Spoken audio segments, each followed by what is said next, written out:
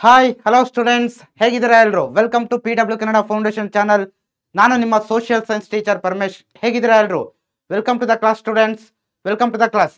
ಹೇಗಿದ್ದೀರಾ ಎಲ್ಲರೂ? I hope ಎಲ್ಲರೂ ಚೆನ್ನಾಗಿದ್ದೀರಾ ಅಂತ ಅನ್ಕೊಳ್ತೀನಿ. ನಿಮ್ಮ ಸ್ಟಡೀಸ್ ಎಲ್ಲ ಚೆನ್ನಾಗಿ ನಡೀತಾ ಇದೆ ಅಂತ ಅನ್ಕೊಳ್ತೀನಿ ನಾನು. ಓಕೆ, ಇವತ್ತಿನ ಕ್ಲಾಸಲ್ಲೂ ಕೂಡ ನಾವು ಏನು ನಿಮ್ಮ ಕ್ಲಾಸ್ 9th ನೆಕ್ಸ್ಟ್ ಚಾಪ್ಟರ್ ಇದೆ, ಆ ಚಾಪ್ಟರ್ನ ಬಗ್ಗೆ ಕಂಪ್ಲೀಟ್ ಆಗಿ ಒನ್ ಶಾರ್ಟ್ ಲೆಕ್ಚರ್ಸ್ ಅಲ್ಲಿ ತಿಳ್ಕೊಳ್ತಾ ಹೋಗ್ತೀವಿ students. Okay, this class is all about water resources of Karnataka, ಕರ್ನಾಟಕದ ಜಲ ಸಂಪನ್ಮೂಲಗಳು. ಈ ಒಂದು ಚಾಪ್ಟರ್ನ ಬಗ್ಗೆ ನಾವು ಇವತ್ತಿನ ಕ್ಲಾಸಲ್ಲಿ ಕಂಪ್ಲೀಟ್ ಆಗಿ ಡಿಸ್ಕಷನ್ ಮಾಡ್ತಾ ಹೋಗ್ತೀವಿ. ಎಕ್ಸಾಮಿನೇಷನ್ ಪರ್ಸ್ಪೆಕ್ಟಿವ್ ಇಂದ ವೆರಿ ಇಂಪಾರ್ಟೆಂಟ್ ಆಗಿರ್ತಕ್ಕಂಥ ಚಾಪ್ಟರ್ ಸ್ಟೂಡೆಂಟ್ಸ್ ಇದು. ಓಕೆ, ಸೊ ಹಾಗಾಗಿ ಫೋಕಸ್ ಮಾಡಿ. ತುಂಬಾ ಸುಲಭ ಇದೆ ಚಾಪ್ಟರ್, ತುಂಬಾ ಈಸಿ ಇದೆ ಚಾಪ್ಟರ್, ತುಂಬಾ ಸುಲಭವಾಗಿರ್ತಕ್ಕಂಥ ಚಾಪ್ಟರ್. ಈ ಚಾಪ್ಟರ್ ನಾವು ಕಂಪ್ಲೀಟ್ ಆಗಿ ಸ್ಟಡಿ ಮಾಡೋಣ. ಓಕೆ, ತುಂಬಾ ಸುಲಭವಾಗಿದೆ. Chapter name water resources of Karnataka, means ಕರ್ನಾಟಕದ ಜಲ ಸಂಪನ್ಮೂಲಗಳು. Okay, so first thing, class start ಮಾಡೋಕ್ಕೂ ಮುಂಚೆ ಏನಪ್ಪಾ ಅಂತಂದ್ರೆ, ಸೊ ನೀವು ನೋಡಿ, ಈ ಕ್ಲಾಸ್ನ ನೀವು ನೋಡಬೇಕು, ವಾಚ್ ಮಾಡ್ಬೇಕಂತಂದ್ರೆ ಫಸ್ಟ್ ನೀವು ಏನು ಮಾಡ್ಬೇಕಪ್ಪ ಅಂತಂದ್ರೆ ನಮ್ಮ PW ಆ್ಯಪನ್ನು ನೀವು ಡೌನ್ಲೋಡ್ ಮಾಡ್ಕೋಬೇಕು. ಓಕೆ, ಫಸ್ಟ್ ನೀವು ನಮ್ಮ PW ಆ್ಯಪನ್ನು ಡೌನ್ಲೋಡ್ ಮಾಡ್ಕೊಂಡು ದೆನ್ ಅಲ್ಲಿ ನೀವು ಎಕ್ಸ್ಪ್ಲೋರ್ ಬ್ಯಾಚ್ ಅಂತ ಕೊಟ್ಟರೆ, ಸೊ ನಿಮಗೆ ಅಲ್ಲಿ ನೋಡಿ ಈ ರೀತಿ ಬರುತ್ತೆ. ಅಲ್ಲಿ ನೀವು PW ಕನ್ನಡ ಕ್ಲಾಸ್ 9th ಅಂತ ಸಿಗುತ್ತೆ. ಸೊ ಅಲ್ಲಿ ನೀವು ನೋಡಿ ಎನ್ರೋಲ್ ನಾವು ಅನ್ನೋದಕ್ಕೆ ಕೊಟ್ಟರೆ ಸೊ ಫ್ರೀ ಆಗಿರುತ್ತೆ ಸ್ಟೂಡೆಂಟ್ಸ್. ಈ ಕ್ಲಾಸಸ್ಗಳು ನಿಮಗೆ ಕಂಪ್ಲೀಟ್ ಆಗಿ ಫ್ರೀ ಆಗಿರುತ್ತೆ. ಓಕೆ, ಸೊ ಈ ರೀತಿ ನೀವು ಕ್ಲಾಸ್ಗೆ ಎನ್ರೋಲ್ ಆದರೆ ಇಲ್ಲಿ ನಿಮಗೆ ಸೊ ನೆಕ್ಸ್ಟ್ ನೋಡಿ, ಸೊ ಇಲ್ಲಿ ಈ ರೀತಿ ಬರುತ್ತೆ ನಿಮಗೆ. ಸೊ ಕೋರ್ಸ್ ಈ ಥರ ಬರುತ್ತೆ ನಿಮಗೆ. ಸೊ ಇದಾದ ನಂತರ ನೀವು ಇಲ್ಲಿ ಎನ್ರೋಲ್ ಅನ್ನೋದನ್ನು ಕೊಟ್ಟರೆ ನೆಕ್ಸ್ಟ್ ನೋಡಿ, ಸೊ ಇಲ್ಲಿ ನಿಮಗೆ ಸಬ್ಜೆಕ್ಟ್ ಬಗ್ಗೆ ಬರುತ್ತೆ ನೋಡಿ, ಫಿಸಿಕ್ಸ್, ಕೆಮಿಸ್ಟ್ರಿ, ಮ್ಯಾಥ್ಸ್, ಬಯಾಲಜಿ ಮತ್ತು ಸೋಷಿಯಲ್ ಸೈನ್ಸ್. ಇಲ್ಲಿ ಹೋಗಿ ನೀವು ಕ್ಲಾಸ್ಗಳನ್ನು ವಾಚ್ ಮಾಡ್ಬೋದು. ಓಕೆ, ಸೊ ನೋಡಿ ಸೋಷಿಯಲ್ ಸೈನ್ಸ್ ಇಲ್ಲಿದೆ. ಓಕೆ, ಇಲ್ಲಿ ಹೋಗ್ಬಿಟ್ಟು ನೀವು ಕ್ಲಾಸಸ್ಗಳನ್ನ ವಾಚ್ ಮಾಡ್ಬೋದು ಸ್ಟೂಡೆಂಟ್ಸ್. ಓಕೆ, ಸೊ ಇದು PW ಆ್ಯಪಲ್ಲಿ ಯಾವ ರೀತಿ. ಸೊ ಇದಾದ ನಂತರ ನೀವು ಸ್ಟೂಡೆಂಟ್ಸ್ ನೋಡಿ, ನಿಮಗೆ DPP ಬೇಕು ಅಂತ ಅಂದರೆ ಡೈಲಿ ಪ್ರಾಕ್ಟೀಸ್ ಶೀಟ್ಸ್, ಓಕೆ, ಅದು ಬೇಕು ಅಂದರೆ ನೀವು ನಮ್ಮ ವಾಟ್ಸಪ್ ಚಾನಲ್ಗೂ ಕೂಡ ಜಾಯ್ನ್ ಆಗಿ. ಓಕೆ, ನಮ್ಮ ವಾಟ್ಸಪ್ ಚಾನಲ್ನ ಈ ಒಂದು ಏನು ಲಿಂಕು ವಿಡಿಯೋದ ಡಿಸ್ಕ್ರಿಪ್ಷನಲ್ಲಿ ಸಿಗುತ್ತೆ ಸ್ಟೂಡೆಂಟ್ಸ್. ಓಕೆ, ವಿಡಿಯೋದ ಡಿಸ್ಕ್ರಿಪ್ಷನಲ್ಲಿ ವಾಟ್ಸಪ್ ಚಾನಲ್ನ ಲಿಂಕ್ ಸಿಗುತ್ತೆ. ಅಲ್ಲಿ ಹೋಗಿ ನೀವು ಜಾಯ್ನ್ ಆದರೆ ನಿಮಗೆ ಡೈಲಿ ಪ್ರಾಕ್ಟೀಸ್ ಪೇಪರ್ಸ್, ಅಂದರೆ ನೀವು ಪ್ರತಿ ಚಾಪ್ಟರ್ ರಿಲೇಟೆಡ್ ಕೂಡ ಕ್ವಶನ್ಸ್ನ ಸಾಲ್ವ್ ಮಾಡಲಿಕ್ಕೆ ನಿಮಗೆ ಬೇಕಾದಂಥ ಹೋಮ್ವರ್ಕ್ ರಿಲೇಟೆಡ್ ಎಲ್ಲ ಕ್ವಶನ್ಸ್ ಕೂಡ ಅಲ್ಲಿ ಸಿಗ್ತಾ ಹೋಗುತ್ತೆ. ಓಕೆ, ಸೊ ಹಾಗಾಗಿ ನೀವು ಈಗಲೇ ಏನು ಮಾಡಿ, ವಾಟ್ಸಪ್ ಚಾನಲ್ಗೂ ಕೂಡ ಜಾಯ್ನ್ ಆಗಿ. ಓಕೆ, ವಿಡಿಯೋ ಡಿಸ್ಕ್ರಿಪ್ಷನಲ್ಲಿ ವಾಟ್ಸಪ್ ಚಾನಲ್ ಲಿಂಕಲ್ಲಿ ಸಿಗುತ್ತೆ. ಓಕೆ, PW 8, 9, 10 ಅಂತ ಇದೆ. ಸೊ ಸ್ಟೂಡೆಂಟ್ಸ್ ನೀವು ಇದಕ್ಕೆ ಜಾಯ್ನ್ ಆಗಿ. ಓಕೆ, ಸೊ ಈಗ ನಾರ್ಮಲಿ ನಾವೇನು ಮಾಡೋಣಪ್ಪ ಅಂತಂದರೆ, before we start today's lecture, okay, ಇವತ್ತಿನ ಕ್ಲಾಸನ್ನು ಸ್ಟಾರ್ಟ್ ಮಾಡೋದಕ್ಕೂ ಮುಂಚೆ ಏನು ಮಾಡೋಣಪ್ಪ ಅಂತಂದರೆ, ನಾರ್ಮಲಾಗಿ ನಾವೇನು ಮಾಡ್ತೀವಿ ಹೇಳಿ, ಲಾಸ್ಟ್ ಕ್ಲಾಸ್ ಪ್ರೀವಿಯಸ್ ಕ್ಲಾಸಲ್ಲಿ ನಾವೇನು ಡಿಸ್ಕಷನ್ ಮಾಡಿದ್ವಿ ಅನ್ನೋದ್ರ ಬಗ್ಗೆ ನೋಡ್ತೀವಲ್ವಾ. ಸೊ ಅದೇ ರೀತಿ ನೋಡ್ತಾ ಹೋಗೋಣ. Okay, recap of previous lectures. So ಇಂದಿನ ಕ್ಲಾಸಲ್ಲಿ ನಾವು ಯಾವ ಚಾಪ್ಟರ್ ಬಗ್ಗೆ ತಿಳ್ಕೊಂಡಿದ್ವಿ ಹೇಳಿ ನೋಡುವ. ನ್ಯಾಚುರಲ್ ಡೈವರ್ಸಿಟಿ ಆಫ್ ಕರ್ನಾಟಕ, ಕರ್ನಾಟಕದ ಪ್ರಾಕೃತಿಕ ವೈವಿಧ್ಯಗಳು. ಈ ಚಾಪ್ಟರ್ನ ಬಗ್ಗೆ ನಾವು ತಿಳ್ಕೊಂಡಿದ್ವಿ ಅಲ್ವಾ. ಈ ಚಾಪ್ಟರ್ ಅಲ್ಲಿ ನಾವು ಯಾವ ಅಂಶಗಳ ಬಗ್ಗೆ ತಿಳ್ಕೊಂಡಿದ್ವಿಯಪ್ಪ ಅಂತಂದ್ರೆ ನೋಡಿ, first one climate of Karnataka.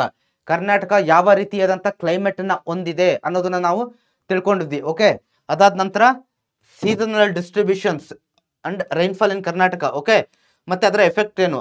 So seasons, ಕರ್ನಾಟಕದಲ್ಲಿ ಸೀಸನ್ಸು ಯಾವ ರೀತಿ ಡಿಸ್ಟ್ರಿಬ್ಯೂಷನ್ ಆಗಿದೆ, ಯಾವ ಮಂತಿಂದ ಯಾವ ಮಂತ್ವರೆಗೂ ಬೇಸಿಗೆಗಾಲ ಇರುತ್ತೆ, ಮಳೆಗಾಲ ಯಾವ ಟೈಮ್ವರೆಗೂ ಇರುತ್ತೆ, ಚಳಿಗಾಲ, ಮತ್ತೆ ರಿಟ್ರೀಟಿಂಗ್ ಮಾನ್ಸೂನ್ ಸೀಸನ್ ಅಂತ ಹೇಳ್ತೀವಲ್ವಾ, ಅದೆಲ್ಲ ಯಾವ ಟೈಮಲ್ಲಿ ಇರುತ್ತೆ ಅನ್ನೋದನ್ನ ನಾನು ಇಲ್ಲಿ ನಾವು ಕಂಪ್ಲೀಟ್ ಆಗಿ ತಿಳ್ಕೊಂಡಿದ್ವಿ. ಓಕೆ, ದೆನ್ ರೈನ್ಫಾಲ್ ಬಗ್ಗೆನೂ ಕೂಡ ನಾವು ತಿಳ್ಕೊಂಡಿದ್ವಿ, ಮತ್ತೆ ಅದರ ಎಫೆಕ್ಟ್ಸ್ ಬಗ್ಗೆನೂ ಕೂಡ ಕಂಪ್ಲೀಟ್ ಆಗಿ ನಾವು ಡಿಸ್ಕಷನ್ ಮಾಡಿದ್ದೀವಿ ಸ್ಟೂಡೆಂಟ್ಸ್. ಓಕೆ, ಸೊ ದೆನ್ ಅದಾದ ನಂತರ types and distribution of soil in Karnataka. ಕರ್ನಾಟಕದಲ್ಲಿ ಕಂಡು ಬರ್ತಕ್ಕಂಥ ಮಣ್ಣಿನ ವಿಧಗಳು ಯಾವ್ದು, ಯಾವ ರೀತಿ ಮಣ್ಣು ಕರ್ನಾಟಕದಲ್ಲಿ ಕಂಡು ಬರುತ್ತೆ. Okay, which type of soil we found in Karnataka, ಮತ್ತೆ ವೇರ್ ಇಟ್ ಇಸ್ ಸ್ಪ್ರೆಡ್, ಯಾವ ಡಿಸ್ಟ್ರಿಕ್ಟ್ಗಳಲ್ಲಿ, ಯಾವ ಭಾಗಗಳಲ್ಲಿ, ಕರ್ನಾಟಕದ ಯಾವ ಭಾಗಗಳಲ್ಲಿ ಯಾವ ಸಾಯಿಲ್ ಕಂಡು ಬರುತ್ತೆ ಅನ್ನೋದನ್ನು ಕೂಡ ನಾವು ಕ್ಲಿಯರ್ ಆಗಿ ಡಿಸ್ಕಷನ್ ಮಾಡಿದ್ವಿ. Then the types distribution of natural vegetation and animals of Karnataka. ಕರ್ನಾಟಕದಲ್ಲಿ ಕಂಡು ಬರುವ ನ್ಯಾಚುರಲ್ ವೆಜಿಟೇಷನ್ ಮೀನ್ಸ್ ಸ್ವಾಭಾವಿಕ ಸಸ್ಯವರ್ಗ, ಫಾರೆಸ್ಟ್ ಏರಿಯಾ ಅಂತ ಕರಿತೀವಲ್ವಾ, ಯಾವ್ಯಾವ ರೀತಿ ಫಾರೆಸ್ಟ್ ಕಂಡು ಬರುತ್ತೆ, ಮತ್ತೆ ಅನಿಮಲ್ಸ್, ಫೌನಾ ಅಂತ ಕರಿತೀವಿ ನಾವು, ಫೌನಾ, ಆ ಅನಿಮಲ್ಸ್ ರಿಲೇಟೆಡ್ ಯಾವ ಅಂಶಗಳು ಕಂಡು ಬರುತ್ತೆ ಅನ್ನೋದನ್ನು ಕೂಡ ನಾವು, ಸೊ ಯಾವ ಅನಿಮಲ್ಸ್ ಕಂಡು ಬರುತ್ತೆ ಅನ್ನೋದು ಕೂಡ ನಾವು ಕ್ಲಿಯರ್ ಆಗಿ ಲಾಸ್ಟ್ ಕ್ಲಾಸಲ್ಲಿ ತಿಳ್ಕೊಂಡಿದ್ದೀವಿ. This is all about last class. So ಇನ್ನೂ ಕೂಡ ಯಾರಾದರೂ ಆ ಕ್ಲಾಸ್ ವಾಚ್ ಮಾಡಿಲ್ಲ ಅಂತಂದ್ರೆ please go and watch those lectures. Okay, ಇವಾಗಲೇ ನೀವು ಆ ಕ್ಲಾಸನ್ನು ಕೂಡ ವಾಚ್ ಮಾಡಿ. ಓಕೆ, ಈ ಕ್ಲಾಸ್ ಆದ ನಂತರ ಆ ಕ್ಲಾಸನ್ನು ಕೂಡ ವಾಚ್ ಮಾಡಿ. ಸೊ ಓಕೆ, ನಾವು we come to today's lecture. ಈ ಕ್ಲಾಸಲ್ಲಿ ನಾವು ಈ ಚಾಪ್ಟರಲ್ಲಿ ಟುಡೇಸ್ ಚಾಪ್ಟರಲ್ಲಿ ನಾವು ಯಾವ ಅಂಶಗಳ ಬಗ್ಗೆ ತಿಳ್ಕೊಳ್ತೀವಪ್ಪ ಅಂತಂದ್ರೆ important rivers of Karnataka. Important rivers ಯಾವ್ದಿದೆ, ರಿವರ್ಸ್ ಅಂದ್ರೆ ಯಾವ್ದು ಹೇಳಿ, ಏನ್ ಹೇಳಿ, ಕನ್ನಡದಲ್ಲಿ ನದಿಗಳು ಅಂತ ಹೇಳ್ತೀವಲ್ವ ನಾವು. ಕರ್ನಾಟಕದಲ್ಲಿರುವ ಇಂಪಾರ್ಟೆಂಟ್ ನದಿಗಳು ಯಾವ್ದು ಅನ್ನೋದ್ರ ಬಗ್ಗೆ ನಾವು ತಿಳ್ಕೊಳ್ತಾ ಹೋಗ್ತೀವಿ. Different types of irrigation in Karnataka. ಕರ್ನಾಟಕದಲ್ಲಿರ್ತಕ್ಕಂಥ ಡಿಫ್ರೆಂಟ್ ಟೈಪ್ಸ್ ಆಫ್ ಇರಿಗೇಷನ್ ವ್ಯವಸ್ಥೆಗಳು ಯಾವ್ದು. ಇರಿಗೇಷನ್ ಮೀನ್ಸ್ ನೀರಾವರಿ, ಅದು ನಾನು ಎಕ್ಸ್ಪ್ಲೇನ್ ಮಾಡ್ತೀನಿ. ಓಕೆ, ಇರಿಗೇಷನ್ ಅಂತಂದ್ರೆ ಏನು, ಅದು ಯಾವ ರೀತಿ ಮಾಡ್ತಾರೆ, ಯಾವ ರೀತಿ ಇರುತ್ತೆ, ಅದೆಲ್ಲದನ್ನು ಕೂಡ ನಾನು ಕ್ಲಿಯರ್ ಆಗಿ ನಿಮಗೆ ಎಕ್ಸ್ಪ್ಲೇನ್ ಮಾಡ್ತೀನಿ. ಓಕೆ, ಇದ್ರ ಬಗ್ಗೆ ತಿಳ್ಕೊಳ್ತೀವಿ. Then importance hydro electric power stations, ಜಲ ವಿದ್ಯುತ್ ಶಕ್ತಿಯ ಕೇಂದ್ರಗಳು. ಓಕೆ, ಜಲ ವಿದ್ಯುತ್ ಅನ್ನು ಉತ್ಪಾದಿಸಲಿಕ್ಕೆ ಇರತಕ್ಕಂಥ ಇಂಪಾರ್ಟೆಂಟ್ ಕೇಂದ್ರಗಳು ಎಲ್ಲಿದೆ, ಪವರ್ ಸ್ಟೇಷನ್ಸ್ ಎಲ್ಲಿ ಇದೆ ಕರ್ನಾಟಕದಲ್ಲಿ ಅನ್ನೋದ್ರ ಬಗ್ಗೆ ಕೂಡ ನಾವು ಕಂಪ್ಲೀಟ್ ಆಗಿ ಡಿಸ್ಕಷನ್ ಮಾಡ್ತೀವಿ. Then major dams of Karnataka. Major dams ಯಾವ್ದಿದೆ, ಅಣೆಕಟ್ಟುಗಳು, ಜಲಾಶಯಗಳು. ಓಕೆ, ಕರ್ನಾಟಕದಲ್ಲಿ ಯಾವ ಜಲಾಶಯಗಳು ಇದೆ ಅನ್ನೋದ್ರ ಬಗ್ಗೆನೂ ಕೂಡ ನಾವು ಕಂಪ್ಲೀಟ್ ಆಗಿ ಡಿಸ್ಕಷನ್ ಮಾಡ್ತಾ ಹೋಗ್ತೀವಿ ಸ್ಟೂಡೆಂಟ್ಸ್. ಓಕೆ, ಸೊ ಇಷ್ಟು ಅಂಶಗಳ ಬಗ್ಗೆ ತಿಳ್ಕೊಳ್ತಾ ಹೋಗ್ತೀವಿ. ಲೆಟ್ಸ್ ಒಂದೊಂದನ್ನೇ ಸ್ಟಾರ್ಟ್ ಮಾಡ್ತಾ ಹೋಗೋಣ. ಓಕೆ, ಚಾಪ್ಟರ್ಸ್ ತುಂಬಾ ಸುಲಭವಾಗಿದೆ, ತುಂಬಾ ಈಸಿ ಆಗಿರ್ತಕ್ಕಂಥ ಚಾಪ್ಟರ್ಸ್. ಓಕೆ, ಹಾಗಾಗಿ ಫೋಕಸ್ ಮಾಡ್ತಾ ಹೋಗಿ. ಸೊ ಫಸ್ಟ್ ಒನ್ ನೋಡಿ, ರಿವರ್ಸ್ ಆಫ್ ಕರ್ನಾಟಕ. ಈ ಟಾಪಿಕ್ ಬಗ್ಗೆ ತಿಳ್ಕೊಳ್ತಾ ಹೋಗೋಣ. ರಿವರ್ಸ್ ಅಂತಂದ್ರೆ ಏನ್ ಹೇಳಿ, ನದಿಗಳು. ಓಕೆ, ನದಿಗಳು ಯಾವ್ದ್ಯಾವ್ದಿದೆ ನಮ್ಮ ಕರ್ನಾಟಕದಲ್ಲಿ ಅನ್ನೋದ್ರ ಬಗ್ಗೆ ನಾವು ಇವತ್ತಿನ ಕ್ಲಾಸಲ್ಲಿ ಏನ್ ಮಾಡ್ತಾ ಹೋಗೋಣ, ತಿಳ್ಕೊಳ್ತಾ ಹೋಗೋಣ students. Okay, so first point ಯಾವ್ದಪ್ಪ ಅಂತಂದ್ರೆ ನದಿಗಳು. ನೋಡ್ತಾ ಹೋಗಿ. Reverse are the main source of water. ನೀರಿನ ಮುಖ್ಯ ಮೂಲಗಳು. ಅದಕ್ಕೂ ಮುಂಚೆ ನಾನು ಸಿಂಪಲ್ ಆಗಿ ಹೇಳ್ತೀನಿ ಯಾವ ಚಾಪ್ಟರ್ ಬಗ್ಗೆ ನಾವು ಡಿಸ್ಕಷನ್ ಮಾಡ್ತಾ ಇರೋದು. ಕರ್ನಾಟಕದ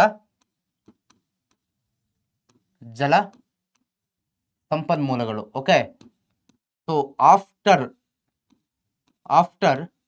ಏರ್ ಅಂದ್ರೆ ಆಕ್ಸಿಜನ್ ನಂತರ ನಾವು ಬದುಕಲಿಕ್ಕೆ ಅತಿ ಮುಖ್ಯವಾಗಿ ಬೇಕಾಗಿರ್ತಕ್ಕಂಥದ್ದು ಆಕ್ಸಿಜನ್ ಅಲ್ವಾ. ಸೊ ಒಂದು 10 ಸೆಕೆಂಡ್ ಕೂಡ ನಾವು ಉಸಿರಾಡದಲ್ಲೇ ಇರೋಕ್ಕಾಗಲ್ಲ. ನೀರು ಕುಡಿದಲ್ಲ ನಾವು 1 ಅವರ್ ಇರ್ಬೋದು. ಓಕೆ, ಊಟ ಮಾಡ್ದಲ್ಲೇ 1 ಅವರ್ ಇರ್ಬೋದು. ಬಟ್ ರಿಮೆಂಬರ್, ಉಸಿರಾಡದಲ್ಲಿ ನಾವು 10 ಸೆಕೆಂಡ್ ಇರೋದು ಬಹಳ ಕಷ್ಟ. ಸೊ ಅಲ್ವಾ, ಸೊ ಹಾಗಾಗಿ ಆಫ್ಟರ್ ಏರ್ ನಮಗೆ ನೀರು ಏನಾಗುತ್ತೆ, ಬಹಳ ಮುಖ್ಯವಾಗಿ ಬೇಕಾಗುತ್ತೆ. ಈ ನೀರು ನಮಗೆ ಹಲವಾರು ಸೋರ್ಸ್ಗಳಿಂದ, ಮೂಲಗಳಿಂದ ಸಿಗ್ತಾ ಹೋಗುತ್ತೆ. ಓಕೆ, ಅದರಲ್ಲಿ ಇವತ್ತಿನ ಚಾಪ್ಟರ್ ಅಲ್ಲಿ ನಾವು ಕರ್ನಾಟಕದಲ್ಲಿ ಯಾವ ಸೋರ್ಸ್ ಇಂದ ಸಿಗುತ್ತೆ ಅನ್ನೋದನ್ನ ನಾವು ನೋಡ್ತಾ ಹೋಗೋಣ. ಫಸ್ಟ್ ಒನ್ ಇಲ್ಲಿ ಏನ್ ಹೇಳಿದಾರಪ್ಪ ಅಂತಂದ್ರೆ, rivers are the main source of water. ರಿವರ್ಸ್ಗಳು, ನದಿಗಳು ನೀರಿನ ಮುಖ್ಯ ಮೂಲಗಳಾಗಿದೆ. ನದಿಗಳಂತಂದ್ರೆ ಸೊ ದೊಡ್ಡ ನದಿಗಳು ಇರ್ತಾವಲ್ವಾ, ನೀವು ಕಾವೇರಿ ರಿವರ್ ಮತ್ತೆ ಕೃಷ್ಣ ರಿವರ್ ಎಲ್ಲ ನೋಡಿರ್ತೀರ. ದೊಡ್ಡದಾಗಿ ಏನು ಈ ರೀತಿ ಒಂದು ನೀರು ಫ್ಲೋ ಆಗ್ತಾ ಇರುತ್ತಲ್ವಾ. ಗಂಗಾ ನದಿ ಮತ್ತೆ ಬೇರೆ ನದಿಗಳಿದೆ. ಕರ್ನಾಟಕದಲ್ಲಿ ಬಂದಾಗ ಕಾವೇರಿ ನದಿ ಮತ್ತೆ ಕೃಷ್ಣಾ ನದಿ ಬಗ್ಗೆ ನಾವು ಡಿಸ್ಕಷನ್ ಮಾಡ್ತೀವಿ. ಸೊ ಈ ರೀತಿ ಏನು ಫ್ಲೋ ಆಫ್ ವಾಟರ್ ಇದೆ. ಸೊ ಒಂದು ಡೆಫಿನೆಟ್ ಡೈರೆಕ್ಷನ್ಸ್ ಅಲ್ಲಿ. ಸೊ ಇದನ್ನ ನಾವು ಏನಂತ ಕರಿತೀವಿ, ರಿವರ್ಸ್, ನದಿಗಳು ಅಂತ ಹೇಳ್ಬಿಟ್ಟು ಕರಿತೀವಿ. ಸೊ ಇವು ಏನಾಗಿದೆ, ಮೇನ್ ಸೋರ್ಸ್ ಅಂದ್ರೆ ಮುಖ್ಯ ಸೋರ್ಸ್ ಆಗಿದೆ ಅನ್ನೋದನ್ನು ಕೂಡ ನಾವಿಲ್ಲಿ ನೋಡ್ತಾ ಹೋಗ್ಬೋದು. ಕರ್ನಾಟಕದ ಮ್ಯಾಪ್ ಅಲ್ಲಿ ನಾನು ಇಲ್ಲಿ ನಿಮಗೆ ಈ ಬ್ಲೂ ಕಲರ್, ಓಕೆ, ಈ ಬ್ಲೂ ಕಲರ್ ಅಲ್ಲಿ ಸೊ ಏನ್ ಕೊಟ್ಟಿದೀವಲ್ವಾ, ಇದೆಲ್ಲ ಏನನ್ನ ರೆಪ್ರೆಸೆಂಟ್ ಮಾಡುತ್ತೆ, ನದಿಗಳು. ಓಕೆ, ನೋಡಿ ಇಲ್ಲೆಲ್ಲ ಈ ರೀತಿ ಏನೇನು ಇದೆಯಲ್ವಾ, ಈ ರೀತಿ ಲೈನ್ ಬ್ಲೂ ಕಲರ್ ಅಲ್ಲಿ ಇದೆಲ್ಲ ಏನನ್ನ ರೆಪ್ರೆಸೆಂಟ್ ಮಾಡುತ್ತಪ್ಪ ಅಂತಂದ್ರೆ ನದಿಗಳನ್ನ ರೆಪ್ರೆಸೆಂಟ್ ಮಾಡುತ್ತೆ. ಓಕೆ, ಸೊ ಇಲ್ಲಿ ಏನಿದೆ, ಈ ತರ ಒಂದು ನೋಡಿ, ಇಲ್ಲಿ ಒಂದು ಇದೆಯಲ್ವಾ. ಸೊ ಇದು ವಾಟ್ ಇಟ್ ರೆಪ್ರೆಸೆಂಟ್ ಡ್ಯಾಮ್ಸ್, ಜಲಾಶಯಗಳನ್ನ ರೆಪ್ರೆಸೆಂಟ್ ಮಾಡುತ್ತೆ. ಓಕೆ, ಜಲಾಶಯಗಳನ್ನ ರೆಪ್ರೆಸೆಂಟ್ ಮಾಡುತ್ತೆ. ಅದನ್ನ ನೆಕ್ಸ್ಟ್ ಎಕ್ಸ್ಪ್ಲೇನ್ ಮಾಡ್ತಾ ಹೋಗ್ತೀನಿ. ಸೊ ನದಿಗಳು ಅಂದ್ರೆ ನಿಮಗೆ ಈ ಐಡಿಯಾ ಇರಲಿ. The rivers of Karnataka can be divided into 2 groups, east flowing rivers and west flowing rivers. So ಅಂದ್ರೆ ಇಲ್ಲಿ ಏನ್ ಹೇಳಿದಾರಪ್ಪ ಅಂತಂದ್ರೆ, ಈ ಕರ್ನಾಟಕದ ನದಿಗಳು, ಈ ಎಲ್ಲ ಕರ್ನಾಟಕದಲ್ಲಿ ಹುಟ್ಟಿ ಹರಿತಕ್ಕಂಥ ಈ ನದಿಗಳಿದೆಯಲ್ವಾ, ಇವುಗಳನ್ನ 2 ಭಾಗಗಳಾಗಿ ವಿಂಗಡಿಸಿದ್ದಾರೆ. ಒಂದು east flowing rivers. East flowing rivers means ಪೂರ್ವಕ್ಕೆ ಹರಿಯುವ ನದಿಗಳು. Okay, so west flowing rivers means ಪಶ್ಚಿಮಕ್ಕೆ ಹರಿಯುವ ನದಿಗಳು. ಈಸ್ಟ್ ಅಂತಂದ್ರೆ ಪೂರ್ವ ದಿಕ್ಕು, ವೆಸ್ಟ್ ಅಂತಂದ್ರೆ ಪಶ್ಚಿಮ ದಿಕ್ಕು ಅಲ್ವಾ. ಸೊ ಈ ರೀತಿ ಡಿವೈಡ್ ಮಾಡಿದ್ದಾರೆ. ಓಕೆ, ಇಲ್ಲಿ ಎಕ್ಸ್ಪ್ಲೇನ್ ಮಾಡ್ತೀನಿ ನೋಡಿ ಯಾವ ರೀತಿ ಅನ್ನೋದು ನಿಮಗೆ ಜನರಲ್ ಆಗಿ ಎಕ್ಸ್ಪ್ಲೇನ್ ಮಾಡ್ತೀನಿ. ಇಲ್ಲಿ ಕರ್ನಾಟಕ ಬ್ಲ್ಯಾಂಕ್ಸ್ ಮ್ಯಾಪ್ ಕೊಟ್ಟಿದ್ದೀನಿ ನಾನು. ಸೊ ನಮ್ಗೆಲ್ರಿಗೂ ಗೊತ್ತಾ ಇದೆ, ನಮ್ಮ ಕರ್ನಾಟಕದ ಈ ಭಾಗದಲ್ಲಿ ಏನು ಬರುತ್ತೆ, ವೆಸ್ಟರ್ನ್ ಘಾಟ್ಸ್ಗಳು ಕಂಡು ಬರುತ್ತವ ಅಲ್ವಾ. ವೆಸ್ಟರ್ನ್ ಘಾಟ್ಸ್ಗಳು, ಪಶ್ಚಿಮ ಘಟ್ಟಗಳು ಈ ಭಾಗದಲ್ಲಿ ಕಂಡು ಬರುತ್ತೆ ಅಲ್ವಾ. ಸೊ ಇದಾದ ನಂತರ ಇಲ್ಲಿ ಏನಾಗುತ್ತಪ್ಪ ಅಂತಂದ್ರೆ, ಹಲವಾರು ನದಿಗಳು ಈ ಪಶ್ಚಿಮ ಘಟ್ಟಗಳಲ್ಲೇ ಜನಿಸ್ತವೆ. ಓಕೆ, ಹಲವಾರು ನದಿಗಳು ಈ ಪಶ್ಚಿಮ ಘಟ್ಟಗಳಲ್ಲಿ ಜನ್ಮ ತಾಳಿದ ನಂತರ ಸೊ ಕೆಲವೊಂದು ನದಿಗಳು ಏನ್ ಮಾಡುತ್ತಪ್ಪ ಅಂತಂದ್ರೆ, ನೋಡಿ ಈ ಡೈರೆಕ್ಷನ್ ಅಲ್ಲಿ ನಾನು ಜನರಲ್ ಆಗಿ ಬರೀತಾ ಇರೋದು. ಓಕೆ, ಡೆಫಿನೆಟ್ ಆಗಿ ಬರೀತಾ ಇಲ್ಲ, ಜನರಲ್ ಆಗಿ ನಿಮಗೆ ರೆಪ್ರೆಸೆಂಟ್ ಮಾಡ್ಲಿಕ್ಕೋಸ್ಕರ ಬರೀತಾ ಇರೋದು. ನೋಡಿ ಕೆಲವು ನದಿಗಳು ಈ ರೀತಿ ಇಲ್ಲಿ ಉಗಮ ಹೊಂದಿ, ಈ ಪಶ್ಚಿಮ ಘಟ್ಟಗಳಲ್ಲಿ ಉಗಮ ಹೊಂದಿ, ಸೊ ಈ ರೀತಿ ಹರಿದು ಈ ರೀತಿ ಹೋಗಿ ಈ ಕಡೆ ಬರ್ತಕ್ಕಂಥ ಬಂಗಾಳ ಕೊಲ್ಲಿಗೆ ಸೇರ್ತವೆ. ಓಕೆ, ಕರ್ನಾಟಕ ಆದ್ಮೇಲೆ ಪಕ್ಕದಲ್ಲಿ ಆಂಧ್ರ, ತಮಿಳ್ನಾಡು ಆದ್ಮೇಲೆ ಏನು ಬಂಗಾಳ ಕೊಲ್ಲಿ ಬರ್ತಲ್ವಾ, ಆ ರೀತಿ ಹೋಗ್ತವೆ ಕೆಲವೊಂದು ನದಿಗಳು. ಸೊ ನಾನಿಲ್ಲಿ ಜನರಲ್ ಆಗಿ ಬರೀತಾ ಇರೋದು ಈ ರೀತಿ ಕೆಲವೊಂದು ನದಿಗಳು ಓಕೆ ಹೋಗ್ತವೆ. ಅಟ್ ದ ಸೇಮ್ ಟೈಮ್ ಕೆಲವೊಂದು ನದಿಗಳು ಇದೇ ಪಶ್ಚಿಮ ಘಟ್ಟದಲ್ಲಿ ಉದಯಿಸ್ತಕ್ಕಂಥ ನದಿಗಳು ಏನ್ ಮಾಡ್ತಾವಪ್ಪ ಅಂತಂದ್ರೆ ಈ ಡೈರೆಕ್ಷನ್ ಅಲ್ಲಿ ಹರಿದೋಗಿ ಅರಬ್ಬಿ ಸಮುದ್ರವನ್ನ ಸೇರ್ತವೆ. ಓಕೆ, ಈ ರೀತಿ ಹೋಗ್ಬಿಟ್ಟು ಏನ್ ಮಾಡ್ತವೆ, ಅರಬ್ಬಿ ಸಮುದ್ರವನ್ನ ಸೇರ್ತವೆ. ಸೊ ಇಲ್ಲೂ ಕೂಡ ಹಲವಾರು ನದಿಗಳು ಬರ್ತವೆ. ಸೊ ನಾನು ನಿಮಗೆ ತೋರಿಸ್ತಾ ಇರೋದು. ಸೊ ಇಲ್ಲಿ ಅಂದ್ರೆ ಇದು ಯಾವ ದಿಕ್ಕು ಹೇಳಿ, ಈಸ್ಟ್ ಪೂರ್ವ ದಿಕ್ಕಲ್ವಾ, ಇದು ವೆಸ್ಟ್ ದಿಕ್ಕು, ಪಶ್ಚಿಮ ದಿಕ್ಕು, ಇದು ಪೂರ್ವ ದಿಕ್ಕು.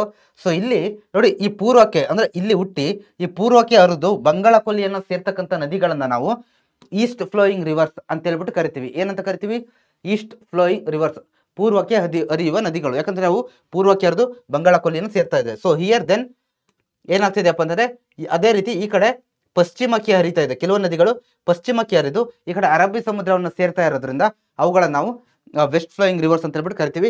ಸೊ ಇದು ನಿಮಗೆ ಕ್ಲಿಯರ್ ಆಗಿರಲಿ. ಓಕೆ, ಸೊ ಅದರಲ್ಲಿ ಫಸ್ಟ್ ಒಂದು ಯಾವ್ದು ನೋಡೋಣಪ್ಪ ಅಂತಂದ್ರೆ the east flowing rivers. East ಅಂತಂದ್ರೆ ಪೂರ್ವಕ್ಕೆ ಹರಿಯುವ ನದಿಗಳ ಬಗ್ಗೆ ನಾವು ನೋಡ್ತಾ ಹೋಗೋಣ.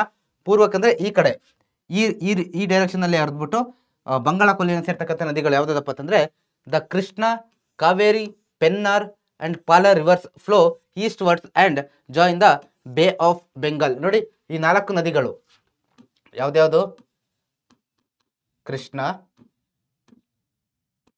ಕಾವೇರಿ, ನಿಮಗೆ ಕಾವೇರಿ ಸಾರಿ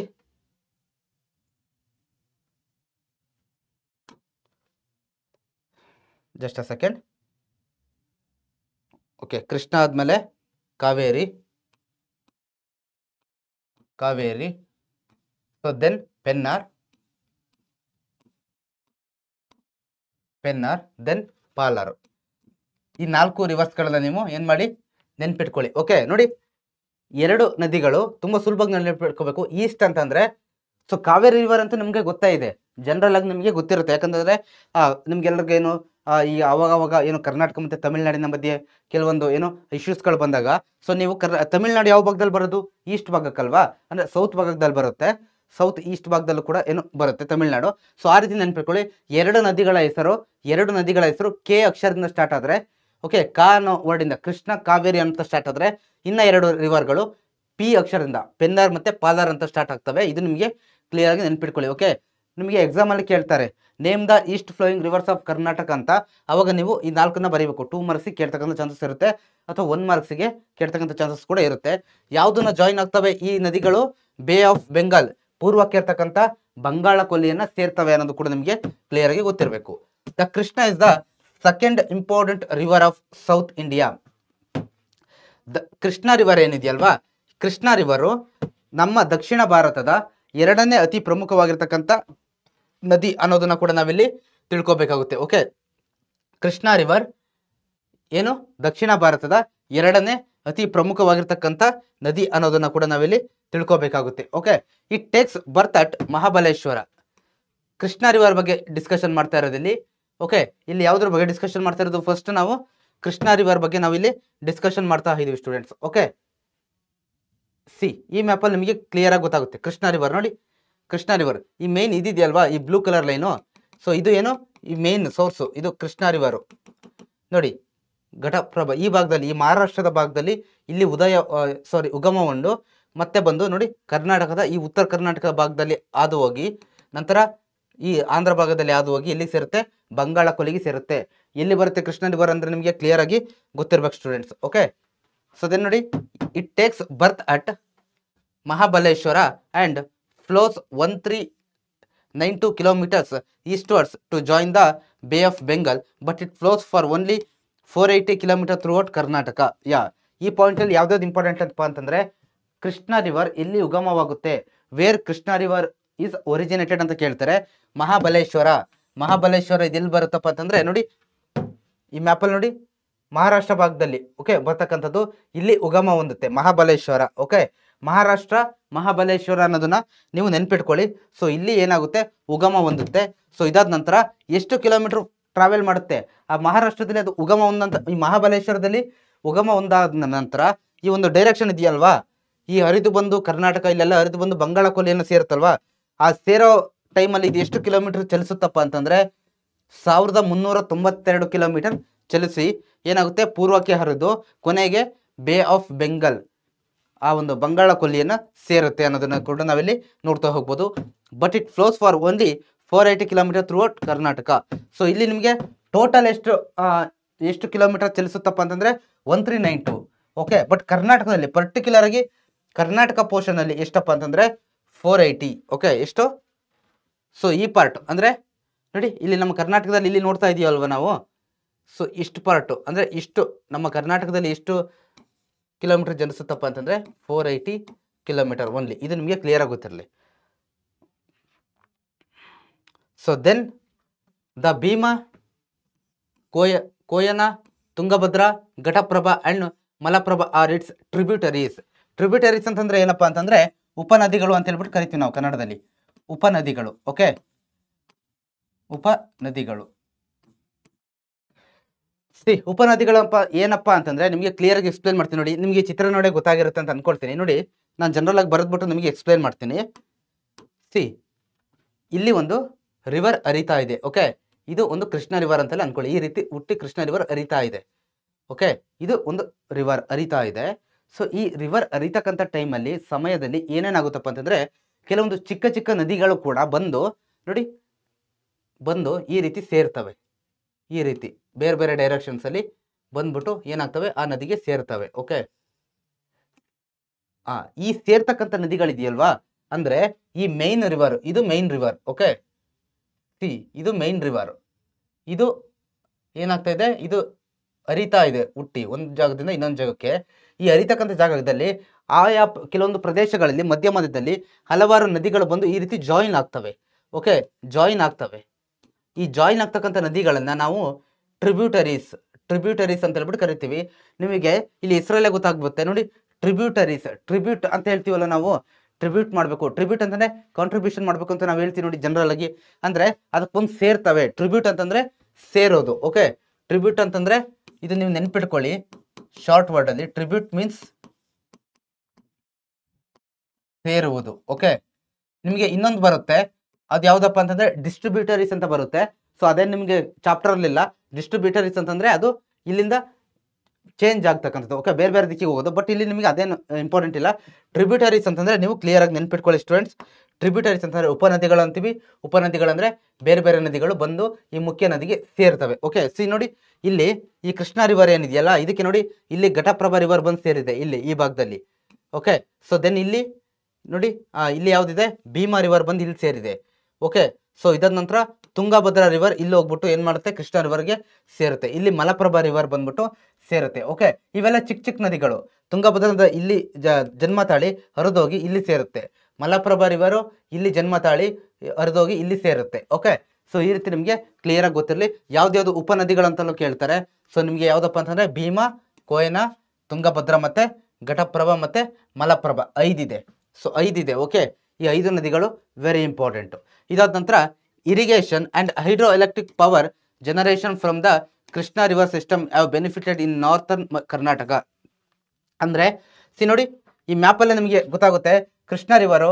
ಈ ಕೃಷ್ಣ ರಿವರ್ ಇಂದ ಏನೇನು ಇರಿಗೇಷನ್ ಫೆಸಿಲಿಟಿ, ನೀರಾವರಿ ವ್ಯವಸ್ಥೆಗಾಗ್ಲಿ ಅಥವಾ ಜಲ ವಿದ್ಯುತ್ತನ್ನ ಉತ್ಪಾದನೆ ಮಾಡ್ಲಿಕ್ಕಾಗ್ಲಿ ಅತಿ ಹೆಚ್ಚು ಬೆನಿಫಿಟ್ ಆಗೋದು ಎಲ್ಲಿಗೆ, ಉತ್ತರ ಕರ್ನಾಟಕದ ಭಾಗಗಳಿಗೆ. ನೋಡಿ, ದಕ್ಷಿಣ ಕರ್ನಾಟಕದಲ್ಲಿ ಈ ರಿವರು ಕೃಷ್ಣ ರಿವರು ಹರಿಯೋದಿಲ್ಲ. ಓಕೆ, ಹಾಗಾಗಿ ಇಲ್ಲಿ ಏನ್ ಹೇಳಿದಾರಪ್ಪ ಅಂತಂದ್ರೆ ಉತ್ತರ ಕರ್ನಾಟಕದ ಭಾಗಕ್ಕೆ ಉತ್ತರ ಕರ್ನಾಟಕ ಭಾಗದ ನೀರಾವರಿ ವ್ಯವಸ್ಥೆಗೆ ಇದು ತುಂಬಾ ಹೆಲ್ಪ್ ಆಗುತ್ತೆ ಅನ್ನೋದನ್ನ ಕೂಡ ಇಲ್ಲಿ ಎಕ್ಸ್ಪ್ಲೇನ್ ಮಾಡಿದ್ದಾರೆ. ಓಕೆ, ಸೊ ಇದಾದ ನಂತರ ಇನ್ನೊಂದು ರಿವರ್, ಈಗ ಕೃಷ್ಣ ರಿವರ್ ಆಯ್ತು. ಕೃಷ್ಣ ರಿವರ್ ಆದ್ಮೇಲೆ ಸೆಕೆಂಡ್ ಇಂಪಾರ್ಟೆಂಟ್ ರಿವರ್ ಯಾವ್ದಪ್ಪ ಅಂತಂದ್ರೆ ಇದೇನು ಎಲ್ಲರೂ ಕೂಡ ಸಾಮಾನ್ಯ ಕೇಳಿರ್ತೀರ, ಗೊತ್ತಿರುತ್ತೆ, Kaveri river. Okay, the Kaveri is the most important river of Karnataka. It is known as the Dakshina Ganga. Kaveri river ಅನ್ನ ನಾವು ಏನಂತ ಕರಿತೀವಿ, ದಕ್ಷಿಣ ಗಂಗಾ. 1 ಮಾರ್ಕ್ಸ್ಗೆ ಕೇಳ್ತಾರೆ, which river is called as ದಕ್ಷಿಣ ಗಂಗಾ ಅಂತ. Okay, which river is called as ದಕ್ಷಿಣ ಗಂಗಾ ಅಂತ ಕೇಳ್ತಾರೆ. ಆಪ್ಷನ್ ಕೊಡ್ತಾರೆ, Krishna river, Kaveri river, Tungabhadra river ಮತ್ತೆ ಹೇಮಾವತಿ ರಿವರ್ ಅಂತ. ಸೊ ನೀವು ಯಾವ್ದನ್ನ ಚೂಸ್ ಮಾಡಬೇಕು? Okay, Kaveri. Okay, Kaveri river, ಯಾಕಂದ್ರೆ ದಕ್ಷಿಣ ಕರ್ನಾಟಕದ ವೆರಿ ಇಂಪಾರ್ಟೆಂಟ್ ಆಗಿರ್ತಕ್ಕಂಥ ರಿವರ್ ಇದು. ಓಕೆ, ಇದಾದ ನಂತರ ಇಟ್ ಒರಿಜಿನೇಟ್ಸ್, ಎಲ್ಲಿ ಉಗಮವಾಗುತ್ತೆ ನೋಡಿ. ನದಿಗಳು ಅಂತ ಬಂದಾಗ ಸೊ ನಿಮಗೆ ಅದರ ಉಗಮ ಸ್ಥಾನ ಅಂದು ವೆರಿ ಇಂಪಾರ್ಟೆಂಟ್ ಆಗುತ್ತೆ. It originates at Talakaveri in Kodagu district. Kodagu district, okay, Kodagu district ನ ತಲಕಾವೇರಿ ಎಂಬಲ್ಲಿ ಇದು ಏನಾಗುತ್ತೆ, ಉಗಮವನ್ನು ಹೊಂದುತ್ತೆ. And flows 804 kilometres through Karnataka and Tamil Nadu eastwards and join the bay of Bengal. ಇದು ಕೂಡ ಪೂರ್ವಕ್ಕೆ ಹರಿದುಬಿಟ್ಟು, ಸೊ ಈಸ್ಟ್ ಫ್ಲೋಯಿಂಗ್ ರಿವರ್ಸ್ ಬಗ್ಗೆ ನೋಡ್ತಾ ಇದ್ವಿ, ಪೂರ್ವಕ್ಕೆ ಹರಿದುಬಿಟ್ಟು ಎಲ್ಲಿ ಹೋಗಿ ಸೇರುತ್ತೆ, ಬಂಗಾಳ ಕೊಲ್ಲಿಯನ್ನು ಸೇರುತ್ತೆ. ಕರ್ನಾಟಕ ಪ್ಲಸ್ ತಮಿಳ್ನಾಡು ಈ ಎರಡನ್ನೂ ಸೇರಿಸಿ ಎಷ್ಟು ಡಿಸ್ಟೆನ್ಸ್ ಇದು ಹರಿಯುತ್ತಪ್ಪ ಅಂತಂದರೆ 804 ಕಿಲೋಮೀಟರ್ಸ್. ಓಕೆ, ಇಷ್ಟು ದೂರ ಚಲಿಸುತ್ತೆ. ಓಕೆ, ಇಷ್ಟು ದೂರ ಏನಾಗುತ್ತೆ, ಇದು ಚಲಿಸುತ್ತೆ. ಓಕೆ, ಕರ್ನಾಟಕ ಮತ್ತು ತಮಿಳ್ನಾಡಿಂದು ಸೇರಿ ಕರ್ನಾಟಕ ಅಂಡ್ ತಮಿಳ್ನಾಡು ಅಂತ ಇಲ್ಲಿ ಕೊಟ್ಟಿದ್ದಾರೆ. Okay, it flows only 380 kilometers in Karnataka. Particular ಆಗಿ ಬರೀ ಕರ್ನಾಟಕದಲ್ಲಿ ಎಷ್ಟಪ್ಪ ಅಂತಂದರೆ 380 ಕಿಲೋಮೀಟರ್ಸ್. ಓಕೆ, ಅದು ಪಿಕ್ಚರ್ ಇದೆ, ತೋರಿಸ್ತೀನಿ ನಾನು. ನೋಡಿ, ನೋಡಿ ಇಲ್ಲಿ ಪಿಕ್ಚರ್ ಕಾಣ್ತಾ ಇದೆಯಲ್ವ ನಿಮಗೆ? ಸೊ ಈ ಪಿಕ್ಚರಲ್ಲಿ ನೋಡ್ತಾ ಇದ್ದಾರೆ ನೋಡಿ, ಕಾವೇರಿ ರಿವರ್ ಇಲ್ಲಿ ಮೇನ್ ರಿವರ್ ಇಲ್ಲಿ ಇದೆ. ಸೊ ಇಲ್ಲಿ ತಲಕಾವೇರಿ ಭಾಗದಲ್ಲಿ, ಮಡಿಕೇರಿ ಕೊಡಗಿನ ತಲಕಾವೇರಿ ಭಾಗದಲ್ಲಿ ಉಗಮಗೊಂಡು ಈ ರೀತಿ ಬರ್ತಾ ಇದೆ. ಬಂದ್ಬಿಟ್ಟು ಇಲ್ಲಿ ಕರ್ನಾಟಕದಿಂದ ತಮಿಳುನಾಡು ಭಾಗವಾಗಿ ಹರಿದೋಗಿ ಬಂಗಾಳ ಕೊಲ್ಲಿಯನ್ನು ಸೇರುತ್ತೆ. ಓಕೆ, ಸೊ ಇದರ ಮಧ್ಯದಲ್ಲಿ ನೋಡಿ ಹಲವಾರು ನದಿಗಳು ಬಂದು ಇಲ್ಲೂ ಕೂಡ ಏನಾಗ್ತಿದೆ, ಇಲ್ಲೊಂದು ನದಿ ಬಂದು ಜಾಯಿನ್ ಆಗ್ತಿದೆ, ಇಲ್ಲೊಂದು ನದಿ ಬಂದು ಜಾಯಿನ್ ಆಗ್ತಿದೆ. ಸೊ ಇಲ್ಲೊಂದು ನದಿ ಬಂದು ಈ ರೀತಿ ಬಂದು ಜಾಯಿನ್ ಆಗ್ತಿದೆ, ಇಲ್ಲೊಂದು ಈ ರೀತಿ ಬಂದು ಜಾಯಿನ್ ಆಗ್ತಿದೆ, ಇಲ್ಲೊಂದು ಈ ರೀತಿ ಬಂದು ಜಾಯಿನ್ ಆಗ್ತಾ ಇದೆ. ಈ ಜಾಯಿನ್ ಆಗ್ತಕ್ಕಂಥದ್ದಕ್ಕೆ ನಾವೇನಂತ ಕರಿತೀವಿ, ಟ್ರಿಬ್ಯೂಟರೀಸ್. ಅದನ್ನು ನೋಡ್ತೀವಿ ನೆಕ್ಸ್ಟ್.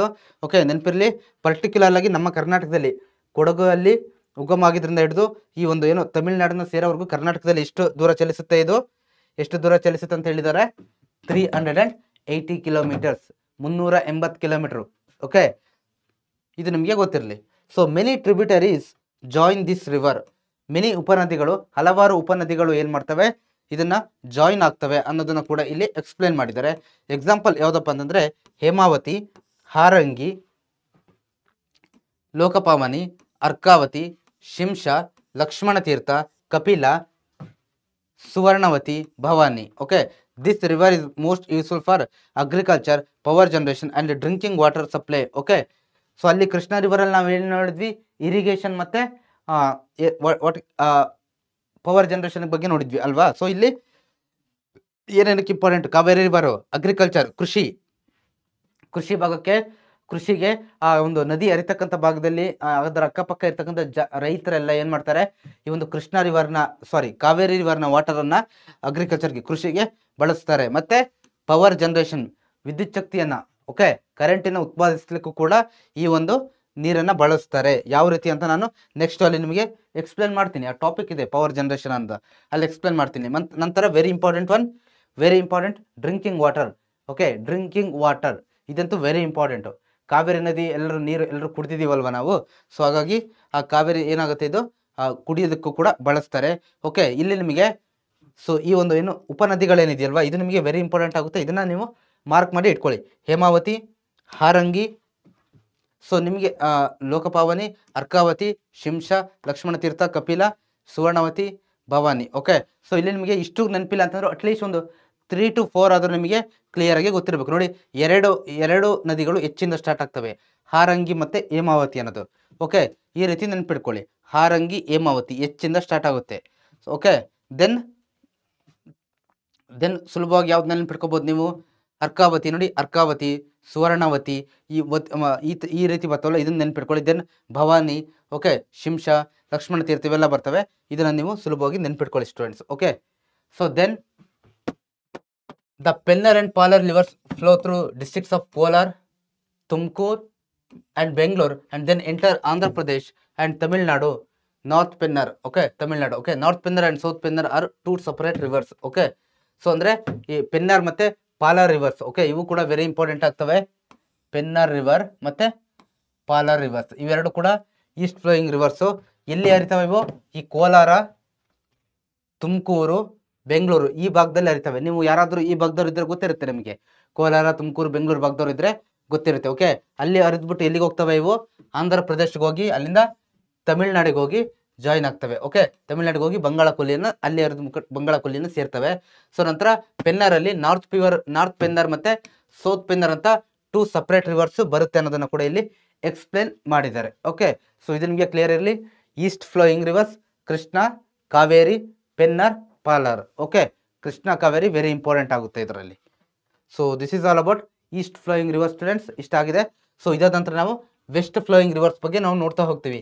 ವೆಸ್ಟ್ ಫ್ಲೋಯಿಂಗ್ ಅಂತಂದ್ರೆ ಪಶ್ಚಿಮಕ್ಕೆ ಹರಿತಕ್ಕಂಥ ನದಿಗಳು ಯಾವ್ದ್ಯಾವ್ದಿದೆ, ಪಶ್ಚಿಮಕ್ಕೆ ಹರಿತಕ್ಕಂಥ ನದಿಗಳು ಯಾವ್ದ್ಯಾವ್ದಿದೆ ಅನ್ನೋದ್ರ ಬಗ್ಗೆ ನಾವು ನೋಡ್ತಾ ಹೋಗೋಣ. ಓಕೆ, ಸಿ ಕರ್ನಾಟಕ ಒಂದು ಬ್ಲಾಂಕ್ ಇದು ಕೊಟ್ಟಿದ್ದೀನಿ ನಾನು ಪಿಕ್ಚರನ್ನು.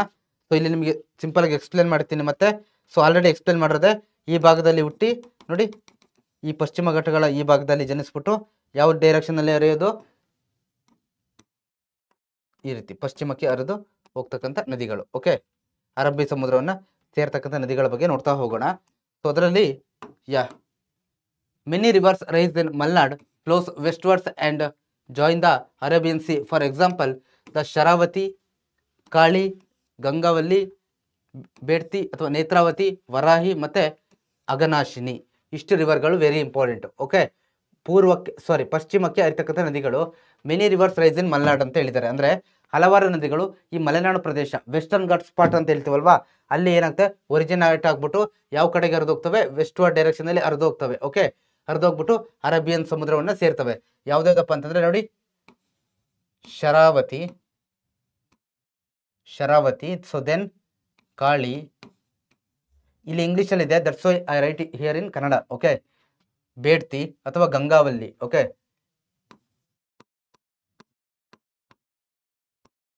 ಅಥವಾ ಬೇಡ್ತಿ ನದಿ ಅಂತ ಹೇಳ್ಬಿಟ್ಟು ಕೂಡ ನಾವು ಕರಿತೀವಿ. ಸೊ ದೆನ್ ನೇತ್ರಾವತಿ,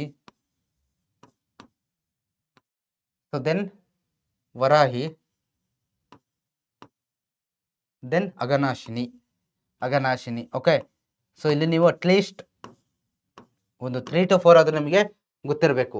ಶರಾವತಿ ತುಂಬ ಸುಲಭವಾಗಿ ನೆನ್ಪಿಟ್ಕೋಬೋದು. ಓಕೆ, ಶರಾವತಿನ ತುಂಬ ಸುಲಭವಾಗಿ ನೆನ್ಪಿಟ್ಕೋಬೋದು, ಯಾಕಂದರೆ ಜೋಗ್ ಫಾಲ್ಸ್ ಬರುತ್ತೆ, ಆ ರೀತಿ ನೆನ್ಪಿಟ್ಕೊಳ್ಳಿ. ಇದಾದ ನಂತರ ನೇತ್ರಾವತಿನೂ ಕೂಡ ಸುಲಭವಾಗಿ ನೆನ್ಪಿಟ್ಕೋಬೋದು ನೀವು ಅಂತ ಅನ್ಕೊಳ್ತೀನಿ ನಾನು. ಸೊ ಇದಾದ ನಂತರ ಕಾಳಿನ ರಿವರ್ ನೆನ್ಪಿಟ್ಕೊಳ್ಳಿ, then Aghanashini, then Varahi. Okay, at least ಯಾವುದಾದ್ರು 4 ನಿಮಗೆ ಯಾವ್ದು ಸುಲಭ ಆಗುತ್ತೋ ಅದನ್ನು ನೆನ್ಪಿಟ್ಕೊಳ್ಳೋಕ್ಕೆ ಟ್ರೈ ಮಾಡಿ, at least 4. Okay, they flow down steep slopes and create waterfalls. So ಇವು ಏನಾಗ್ತವಪ್ಪ ಅಂತಂದರೆ, ನಾನು ನಿಮಗೆ ಲಾಸ್ಟ್ ಕ್ಲಾಸ್ ಮಾಡ್ಬೇಕಾದ್ರೆ ಹೇಳಿದ್ದೀನಿ. ಓಕೆ, ಈ ವೆಸ್ಟರ್ನ್ ಘಾಟ್ಸಲ್ಲಿ ಪ್ರದೇಶ ಹೆಂಗಿರುತ್ತಪ್ಪ ಅಂತಂದರೆ ಏರುಪೇರು, ಎತ್ತರ ತಗ್ಗು ಇರ್ತಕ್ಕಂಥ ಪ್ರಭಾವ ಏನಾಗುತ್ತಪ್ಪ ಅಂತಂದರೆ, ಈ ನದಿಗಳು ಹರಿದು ಹೋಗ್ತಕ್ಕಂಥ ಜಾಗದಲ್ಲಿ ಏನನ್ನ ಕ್ರಿಯೇಟ್ ಮಾಡ್ತವೆ, ವಾಟರ್ ಫಾಲ್ಸ್, ಜಲಪಾತಗಳನ್ನು ಕ್ರಿಯೇಟ್ ಮಾಡ್ತವೆ. ಓಕೆ, ಜಲಪಾತಗಳನ್ನು ಕ್ರಿಯೇಟ್ ಮಾಡ್ತವೆ ಅಂತ ನಾವು ನೋಡ್ತಾ ಹೋಗ್ಬೋದು. ಓಕೆ, ಸೊ ಫಾರ್ ಎಕ್ಸಾಂಪಲ್ ಒಂದು ನದಿ ಈ ರೀತಿ ಹರಿತಾ ಇದೆ. ಓಕೆ, ಸೊ ಇಲ್ಲಿಂದ ಬರ್ತಾ ಇದೆ ನದಿ, ಈ ರೀತಿ ಹರಿತಾ ಇದೆ.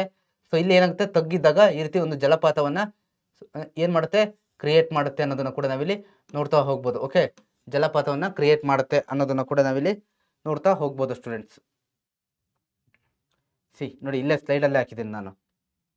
ನೋಡಿ ಇಲ್ಲಿ ಈ ರೀತಿ ಜಲಪಾತವನ್ನು, ವಾಟರ್ ಫಾಲ್ಸನ್ನು ಕ್ರಿಯೇಟ್ ಮಾಡುತ್ತೆ. ಓಕೆ, ನೋಡಿ ಈ ಮೇಲ್ಗಡೆಯಿಂದ ಹರಿದು ಬಂದಂಥ ನದಿ ಇಲ್ಲಿ ಜಲಪಾತವನ್ನು ಕ್ರಿಯೇಟ್ ಮಾಡಿ ಮತ್ತೆ ಇಲ್ಲಿಂದ ಹರಿದು ಬೇರೆ ಕಡೆಗೆ ಹೋಗುತ್ತೆ. ಓಕೆ, ಸೊ ಇದು ಜೋಗ್ ಫಾಲ್ಸ್ ಪಿಕ್ಚರ್ ನಿಮಗೆ. ಸೊ ಜಲಪಾತಗಳು ಅಂದರೆ ಈ ರೀತಿ ಇರುತ್ತೆ ಅನ್ನೋದು ನಿಮಗೆ ಕ್ಲಿಯರ್ ಆಗಿ ಗೊತ್ತಿರಲಿ ಸ್ಟೂಡೆಂಟ್ಸ್. ಓಕೆ, ನದಿಗಳು ಯಾವ್ದ್ಯಾವ್ದು ವೆಸ್ಟ್ ಫ್ಲೋಯಿಂಗ್ ರಿವರ್ಸ್, ಪಶ್ಚಿಮಕ್ಕೆ ಹರಿಯುವ ನದಿಗಳು ಯಾವ್ದ್ಯಾವ್ದು ಅನ್ನೋದು ನಿಮಗೆ ಕ್ಲಿಯರ್ ಆಗಿದೆ ಅಂತ ನಾನು ಅನ್ಕೊಳ್ತೀನಿ. ಸೊ ದೆನ್ ಏನು ಮಾಡ್ತಾವಪ್ಪ ಅಂತಂದರೆ, they also help to produce hydro electric power. ಅಂದರೆ ಜಲವಿದ್ಯುತ್ ಶಕ್ತಿಯನ್ನು ಉತ್ಪಾದನೆ ಮಾಡಲಿಕ್ಕೂ ಕೂಡ ಈ ನದಿಗಳು ಏನಾಗಿದೆ ಹೆಲ್ಪ್ ಮಾಡ್ತವೆ ಅನ್ನೋದನ್ನು ಕೂಡ ನಾವಿಲ್ಲಿ ನೋಡ್ತಾ ಹೋಗ್ಬೋದು. So then Jog falls on Sharavati river is world famous. It is the highest waterfall in India, 253 meters. ಅಂದರೆ Jog falls on Sharavati river just a second. Highest waterfall in India, ಅತಿ ಎತ್ತರವಾದ ಜಲಪಾತ ಯಾವುದಪ್ಪ ಇಂಡಿಯಾದಲ್ಲಿ. Remember, not only in Karnataka, India, ಭಾರತದಲ್ಲಿ ಅತಿ ಎತ್ತರವಾದ ಜಲಪಾತ ಯಾವುದಪ್ಪ ಅಂತಂದರೆ ಈ ಜೋಗ್ ಫಾಲ್ಸು. ಪಿಕ್ಚರಲ್ಲಿ ಹಾಕಿದ್ದೀನಿ. ಸೊ ಯಾವ ನದಿಗೆ ಇದಾಗಿರೋದು, ಏನು ಇದು ಈ ಒಂದು ವಾಟರ್ ಫಾಲ್ ಫಾರ್ಮ್ ಆಗಿದೆಯಪ್ಪ ಅಂತಂದರೆ, okay, Jog falls. Okay, Jog falls ಯಾವ ನದಿಗೆ ಹೇಳಿ ನೋಡುವ, ಶರಾವತಿ. ನಿಮಗೆ ವಾಟರ್ ಫಾಲ್ಸ್ ಅಂತ ಬಂದಾಗ ಅಲ್ಲಿ ನಿಮಗೆ ವಾಟರ್ ಫಾಲ್ಸ್ ಎಷ್ಟು ಇಂಪಾರ್ಟೆಂಟ್ ಆಗುತ್ತೋ ಅಷ್ಟೇ ಇಂಪಾರ್ಟೆಂಟು ಆ ನದಿಗಳು, ಯಾವ ನದಿ ಆ ವಾಟರ್ ಫಾಲನ್ನು ಕ್ರಿಯೇಟ್ ಮಾಡಿದೆ ಅನ್ನೋದು ಕೂಡ ವೆರಿ ಇಂಪಾರ್ಟೆಂಟ್ ಆಗುತ್ತೆ. ನಿಮಗೆ ಅದ್ರ ಬಗ್ಗೆ ಕ್ಲಿಯರಾಗಿ ಗೊತ್ತಿರಲಿ. ಎಷ್ಟು ಹೈಟ್ ಇದೆ ಇದು? 253 ಮೀಟರ್ಸ್. 253 ಮೀಟರ್ಸ್ ಇದೆ ಅಂತ ಇಲ್ಲಿ ಹೇಳಿದ್ದಾರೆ. ಓಕೆ, 253 ಮೀಟರ್ಸ್ ಇದೆ ಅನ್ನೋದನ್ನ ಇಲ್ಲಿ ನೋಡಿದರೆ. Highest waterfall in India. Okay, highest waterfall in India, ಇದು ನಿಮಗೆ ಕ್ಲಿಯರ್ ಆಗಿ ಗೊತ್ತಿರಬೇಕು. ಸೊ ದೆನ್ ಅದರ್ ಇಂಪಾರ್ಟೆಂಟ್ ಇದೆ, ಬೇರೆ ಬೇರೆ ಇಂಪಾರ್ಟೆಂಟ್ ಆಗಿರ್ತಕ್ಕಂಥ, ಇದ್ರ ಜೊತೆಗೆ ಇನ್ನು ಬೇರೆ ಬೇರೆ ಇಂಪಾರ್ಟೆಂಟ್ ಆಗಿರ್ತಕ್ಕಂಥ ವಾಟರ್ ಫಾಲ್ಸ್ ಯಾವುದಪ್ಪ ಅಂತಂದರೆ ನೋಡಿ, ಗೋಕಾಕ್ ಆನ್ ಘಟಪ್ರಭಾ ರಿವರ್ಗೆ, ಘಟಪ್ರಭಾ ರಿವರ್ ಫಾರ್ಮ್ ಮಾಡಿರ್ತಕ್ಕಂಥ Gokak falls, Bandaje on Netravati river, Unchalli, okay, Aghanashini, Chaya Bhagavati, okay, Don river. So ನಂತರ ಚುಂಚನಕಟ್ಟೆ, ಶಿಂಷಾ, ಓಕೆ, ಗಗನಚುಕ್ಕಿ, ಭರಚುಕ್ಕಿ. ಸೊ ಇವೆಲ್ಲ ಏನಕ್ಕೆ? ಕಾವೇರಿ ರಿವರ್ಗೆ. ಓಕೆ, ಈ ಮೂರು ಕೂಡ. So then Magodu water falls on Bedti ರಿವರ್ಗೆ. ಓಕೆ, ಚುಂಚನಕಟ್ಟೆ, ಶಿಂಷಾ, ಗಗನಚುಕ್ಕಿ, ಭರಚುಕ್ಕಿ ಇವೆಲ್ಲ ಕಾವೇರಿ ರಿವರ್ಗೆ. ಓಕೆ, ಸೊ ಇದು ಕೂಡ ನಿಮಗೆ ಕ್ಲಿಯರ್ ಆಗಿರಲಿ. ಅಟ್ಲೀಸ್ಟ್ ನಿಮಗೆ ಒಂದು 2 to 3 ಆದರೂ ನಿಮಗೆ ಕ್ಲಿಯರಾಗಿ ನೆನ್ಪಿಟ್ಕೊಳ್ಳೋಕ್ಕೆ ಗೊತ್ತಿರಬೇಕು. ಜೋಗ್ ಫಾಲ್ಸ್ ಎಷ್ಟು ಇಂಪಾರ್ಟೆಂಟು, ಸಾರಿ ವಾಟರ್ ಫಾಲ್ಸ್ ಎಷ್ಟು ಇಂಪಾರ್ಟೆಂಟು, ಅಷ್ಟೇ ಇಂಪಾರ್ಟೆಂಟ್ ಆಗಿರ್ತಕ್ಕಂಥದ್ದು ಆ ರಿವರ್ಸ್. ನೀವು ಆ ರಿವರ್ಸನ್ನು ಯಾವ ಕಾರಣಕ್ಕೂ ಕೂಡ ಏನು ಮಾಡೋಂಗಿಲ್ಲ, ಮಿಸ್ ಮಾಡೋಂಗೆ ಇಲ್ಲ. ಓಕೆ, ಸೊ ಇದು ನಿಮಗೆ ಕ್ಲಿಯರ್ ಆಗಿದೆ ಅಂತ ಅಂದ್ಕೊಳ್ತೀನಿ ನಾನು. ಇದಾದ ನಂತರ ನಾವು ಇರಿಗೇಷನ್ ಇನ್ ಕರ್ನಾಟಕ, ಈ ಒಂದು ಟಾಪಿಕ್ ಬಗ್ಗೆ ನಾವು ಡಿಸ್ಕಷನ್ ಮಾಡ್ತಾ ಹೋಗ್ತೀವಿ ಸ್ಟೂಡೆಂಟ್ಸ್. ಇರಿಗೇಷನ್, ನೀರಾವರಿ, ಕನ್ನಡದಲ್ಲಿ ನಾವು ನೀರಾವರಿ ಅಂತ ಹೇಳ್ತೀವಿ, ನೀರಾವರಿ ವ್ಯವಸ್ಥೆ ಅಂತ. ಹಾಗಂತಂದ್ರೆ ಏನು ಈ ನೀರಾವರಿ ವ್ಯವಸ್ಥೆ ಅಂತಂದರೆ ಏನು, ಯಾವ ರೀತಿ ಇರುತ್ತೆ, ಇದು ಏನಕ್ಕೆ ಬೇಕು, ಯಾವ ರೀತಿ ಇರುತ್ತೆ, ಇದರ ಉಪಯೋಗಗಳೇನು.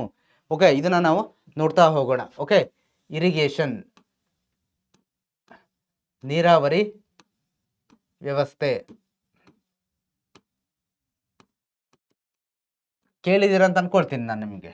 ಓಕೆ, ಸೊ ಫಸ್ಟ್ ಥಿಂಗ್ ಏನಪ್ಪ ಅಂತಂದರೆ ನೋಡಿ, the artificial supply of water for agriculture is called irrigation. 1 ಮಾರ್ಕ್ಸಿಗೆ very important. What is irrigation ಅಂತ ಕೇಳ್ತಾರೆ. ವಾಟ್ ಈಸ್ ಇರಿಗೇಷನ್ ಅಂತ 1 ಮಾರ್ಕ್ಸಿಗೆ.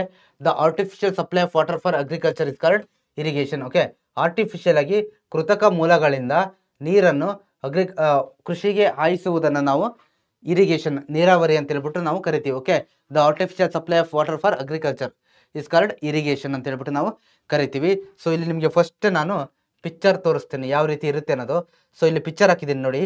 ಸೊ ನೋಡಿ ಇಲ್ಲಿ ಏನು ಮಾಡ್ತಿದ್ದಾರಪ್ಪ ಅಂತಂದರೆ, ಆರ್ಟಿಫಿಷಿಯಲ್ ಆಗಿ ಈ ಬಾವಿ ಕೆರೆಗಳಲ್ಲಿ ಇರ್ತಕ್ಕಂಥ ನೀರನ್ನು ನೋಡಿ ಈ ಪೈಪ್ ಮುಖಾಂತರ ಮಧ್ಯದಲ್ಲಿ ಜೆಟ್ಗಳನ್ನು ಕೂರಿಸಿ ನೀರನ್ನು ಏನು ಮಾಡ್ತಿದ್ದಾರೆ, ಈ ಬೆಳೆಗೆ ಹಾಯಿಸ್ತಾ ಇದ್ದಾರೆ, ಕೃಷಿಗೆ ಹಾಯಿಸ್ತಾ ಇದ್ದಾರೆ. ಸುತ್ತಮುತ್ತ ಬೆಳೆ ಇದೆ, ನೀರು ಎಲ್ಲ ಕಡೆ ಸ್ಪ್ರೆಡ್ ಆಗ್ತಾ ಇದೆ.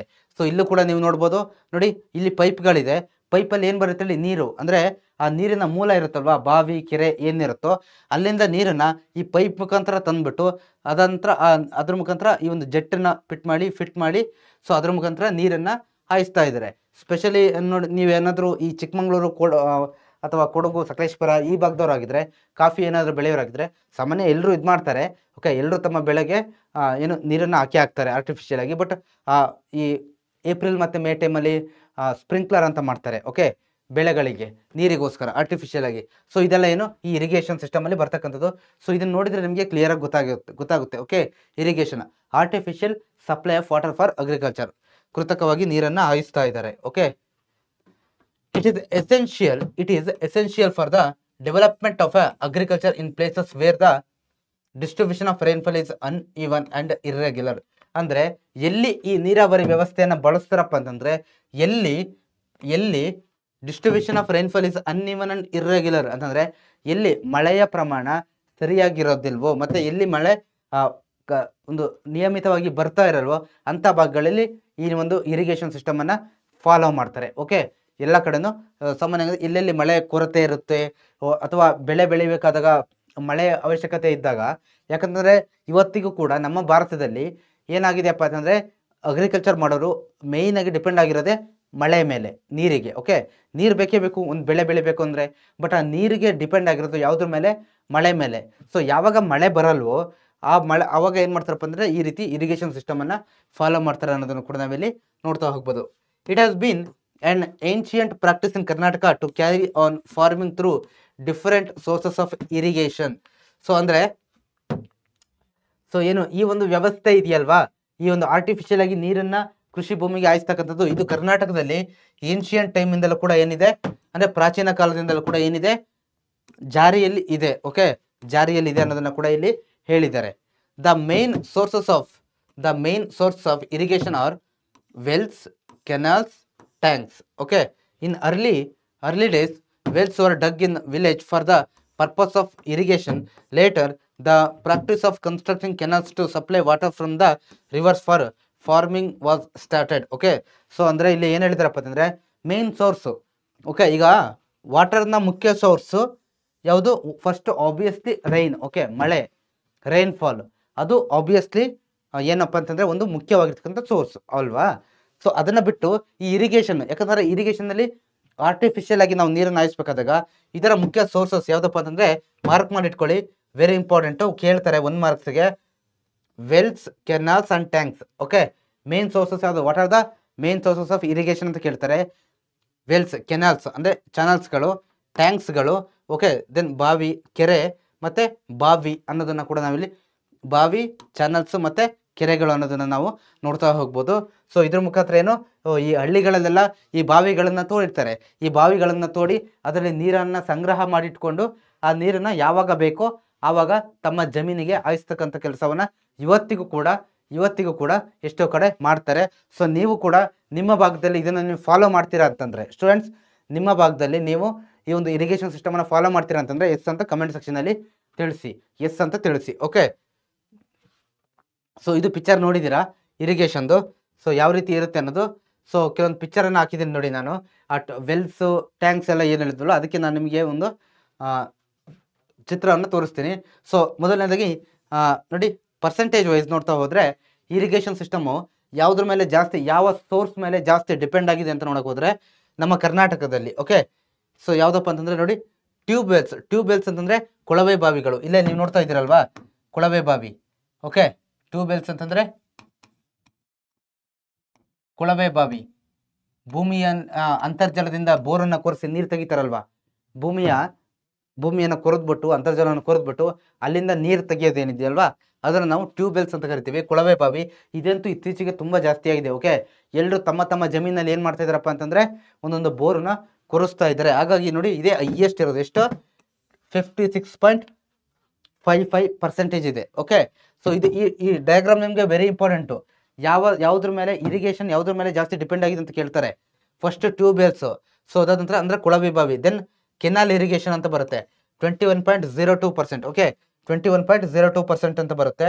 ಸೊ ಯಾವುದು ಕೆನಾಲ್ ನೋಡಿ, ಇಲ್ಲಿ ಇದು canal system. Okay, canal system ನೋಡಿ, ಒಂದು ಏನು ಹಳ್ಳದ ನೀರು, ನದಿಯ ನೀರು, ಈ ರೀತಿಯಿಂದ ಒಂದು ಕೆನಾಲನ್ನು ಕ್ರಿಯೇಟ್ ಮಾಡಿ, ಈ ರೀತಿ ಒಂದು ಕೆನಾಲನ್ನು ಕ್ರಿಯೇಟ್ ಮಾಡಿ ಅದ್ರ ಮಧ್ಯದಲ್ಲಿ ನೀರನ್ನು ಹಾದೋಗ್ಲಿಕ್ಕೆ ಬಿಡ್ತಾರೆ. ಸೊ ಇಲ್ಲಿ ರೈತರು ಏನು ಮಾಡ್ತಾರಪ್ಪ ಅಂತಂದರೆ ನೋಡಿ, ಇದೆಲ್ಲ ಪೈಪ್ಸ್ ಹಾಕಿದ್ದಾರೆ. ಇಲ್ಲಿ ಹಿಯರ್ ಯು ಸಿ ಪೈಪ್ಸ್. ಈ ಪೈಪ್ ಮುಖಾಂತರ ಇಲ್ಲಿ ಮೋಟ್ರ್ ಇಟ್ಬಿಟ್ಟು ಈ ನೀರನ್ನು ಏನು ಮಾಡ್ತಾರೆ, ಈ ಪಕ್ಕದಲ್ಲಿರ್ತಕ್ಕಂಥ ಈ ಕಡೆ ಭಾಗದಲ್ಲಿ ಮತ್ತು ಈ ಕಡೆ ಭಾಗದಲ್ಲಿ ಏನಿರ್ತಲ್ವಾ ಆ ಅಗ್ರಿಕಲ್ಚರ್ ಲ್ಯಾಂಡು, ಅಲ್ಲಿಗೆ ಏನು ಮಾಡ್ತಾರೆ, ಈ ನೀರನ್ನು ಹಾಯಿಸ್ತಾರೆ. ಓಕೆ, ಹಾಯಿಸ್ಕೊಳ್ತಾರೆ. ಇದು ಕೆನಾಲ್ ಸಿಸ್ಟಮ್, ಈ ರೀತಿ ಇರುತ್ತೆ. Okay, what is this? Canal system. Okay, ಆ ಪಿಕ್ಚರ್ ನೋಡಿದ ತಕ್ಷಣ ನಿಮಗೆ ಗೊತ್ತಾಗಬೇಕು. ನೀವು ಯಾರಾದರೂ ಹಳ್ಳಿ ಕಡೆ ಇದ್ದರೆ ನಿಮಗಂತೂ ಇನ್ನೂ ತುಂಬ ಸುಲಭವಾಗಿ ಗೊತ್ತಾಗುತ್ತೆ. ಓಕೆ, ಇದಾದ ನಂತರ ಏನು ಯಾವುದಿದೆ? ಸೊ ದೆನ್ ಯಾವುದಿದೆ? ಅದರ್ ಸೋರ್ಸಸ್ 12.50% ಇದೆ. ದೆನ್ ವೆಲ್ಸ್ ಅಂತಂದರೆ ಬಾವಿ. ಓಕೆ, ಟ್ಯಾಂಕ್ ಇರಿಗೇಷನ್ ಅಂತಂದರೆ 2.07% ಇದೆ. ಇದು ಟ್ಯಾಂಕ್ ಇರಿಗೇಷನ್. ಓಕೆ, ಕೆರೆ, ಟ್ಯಾಂಕ್ ಇರಿಗೇಷನ್ ನೋಡಿ, ಎಷ್ಟು ದೊಡ್ಡದಾಗಿದೆ ಕೆರೆ ಅಲ್ವಾ. ನಿಮ್ಮ ಊರುಗಳಲ್ಲೂ ಕೂಡ ಕೆರೆಯನ್ನು ನೀವು ನೋಡಿರ್ತೀರಾ ಈ ರೀತಿ. ಓಕೆ, ಇಷ್ಟು ದೊಡ್ಡ ಕೆರೆಯಲ್ಲಿ ಏನು ಮಾಡ್ತಾರೆ, ಈ ರೀತಿಯಾದಂಥ ಒಂದು ಪೈಪನ್ನು ಮೋಟರನ್ನು ಇಟ್ಬಿಟ್ಟು ಆ ನೀರೊಳಗಡೆ ಇಟ್ಟು ಅದಕ್ಕೆ ಪೈಪನ್ನು ಕನೆಕ್ಷನನ್ನು ಕೊಟ್ಟು ಅಲ್ಲಿಂದ ನೀರನ್ನು ಏನು ಮಾಡ್ತಾರೆ, ಯಾವ ಜಮೀನಿಗೆ ಬೇಕೋ ಅಲ್ಲಿಗೆ ಹಾಯಿಸ್ಕೊಳ್ತಾರೆ. ಓಕೆ, ಸೊ ಇದಾದ ನಂತರ ಯಾವ್ದು ಬರುತ್ತೆ? ವೆಲ್ಸ್ ಅಂದರೆ ಬಾವಿಗಳು ಕೂಡ ತಾವು ನೋಡಿರ್ತೀರ ಅಂತ ಅನ್ಕೊಳ್ತೀನಿ. ಬಾವಿಗಳು ಸೇಮ್ ಇದೇ ರೀತಿ ಇರುತ್ತೆ, ಬಟ್ ಗಾತ್ರದಲ್ಲಿ ಚಿಕ್ಕದಾಗಿರುತ್ತೆ. ಕೆರೆಗಳು ಇಷ್ಟು ಅಗಲವಾಗಿದೆಯಲ್ವಾ, ಸೊ ಬಾವಿಗಳು ಏನಿರುತ್ತೆ ಚಿಕ್ಕ ಸೈಜ್ ಆಗಿರುತ್ತೆ ಮತ್ತೆ ಸ್ವಲ್ಪ ಉದ್ದ ಇರ್ತವೆ. ಓಕೆ, ಸೊ ಇದು ನಿಮಗೆ ಕ್ಲಿಯರ್ ಆಗಿ ಗೊತ್ತಿರಲಿ ಸ್ಟೂಡೆಂಟ್ಸ್. ಸೊ ಇಲ್ಲಿ ಈ ಪಿಕ್ಚರ್ ವೆರಿ ಇಂಪಾರ್ಟೆಂಟ್. ಓಕೆ, ಯಾವುದ್ರ ಮೇಲೆ ಜಾಸ್ತಿ ಡಿಪೆಂಡ್ ಆಗಿದೆ ಅನ್ನೋದು ನಿಮಗೆ ಕ್ಲಿಯರ್ ಆಗಿ ಗೊತ್ತಿರಬೇಕು. ನೋಡ್ತಾ ಹೋಗೋಣ. Big tanks can be seen even now, for example Shanti Sagar in Davanagere district.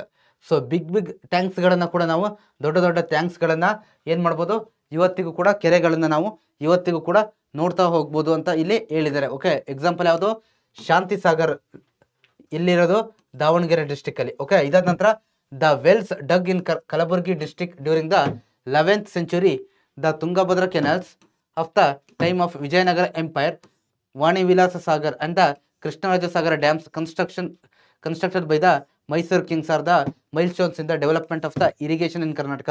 So ಕರ್ನಾಟಕದಲ್ಲಿ ನೀವು ಹಿಸ್ಟ್ರಿ ಪಾರ್ಟಲ್ಲಿ ನೋಡಿರ್ತೀರ, ಹಲವಾರು ರಾಜರುಗಳು ಏನು ಮಾಡ್ತಾರೆ, ತಮ್ಮ ಅವಧಿಯಲ್ಲಿ ಕೃಷಿಗೆ ಹೆಚ್ಚಿನ ಒಂದು ಪ್ರೋತ್ಸಾಹವನ್ನು ಕೊಡ್ಲಿಕ್ಕೋಸ್ಕರ, okay, for gave more what ಪ್ರೋತ್ಸಾಹವನ್ನು ಕೊಡ್ಲಿಕ್ಕೋಸ್ಕರ ಈ ಒಂದು ಕೆನಾಲ್ ಸಿಸ್ಟಮ್ ಅನ್ನ ಮತ್ತೆ ಡ್ಯಾಮ್ಸ್ಗಳನ್ನು ಬಿಲ್ಡ್ ಮಾಡಿರ್ತಾರೆ. ಓಕೆ, ಸೊ ಅದನ್ನೆಲ್ಲ ನೋಡಿದ್ವಿ.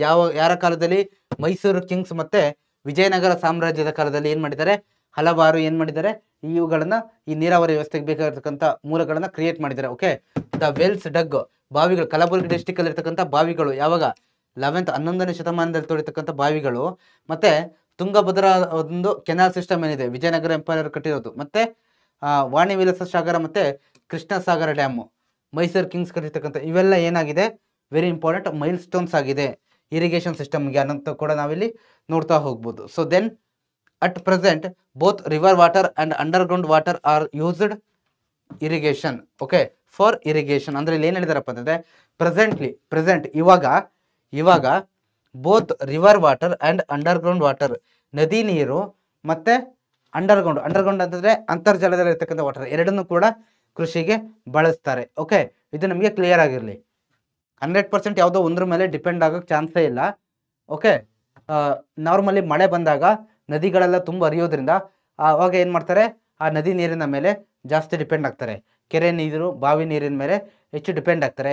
ಯಾವಾಗ ಮಳೆ ಕಮ್ಮಿ ಆಗುತ್ತೋ ಆವಾಗ ನಾರ್ಮಲ್ ಆಗಿ ಈ ಅಂಡರ್ಗ್ರೌಂಡ್ ವಾಟರ್, ಭೂಮಿಯ ಅಂತರ್ಜಲದಲ್ಲಿರ್ತಕ್ಕಂಥ ವಾಟರ್ ಏನು ತೋರಿಸಿದ್ನಲ್ವ ನಾನು, ಆ ಕೊಳವೆ ಬಾವಿಗಳನ್ನು ತೆಗೆಸ್ಬಿಟ್ಟು ಅದ್ರ ಮೇಲೆ ಏನಾಗ್ತಾರೆ, ಡಿಪೆಂಡ್ ಆಗ್ತಾರೆ ಅನ್ನೋದನ್ನ ಕೂಡ ನಾವಿಲ್ಲಿ ನೋಡ್ತಾ ಹೋಗ್ಬೋದು ಸ್ಟೂಡೆಂಟ್ಸ್. ಓಕೆ, ಸೊ ಇದಾದ ನಂತರ nearly 41% of the cultivable land is under irrigation facility in Karnataka.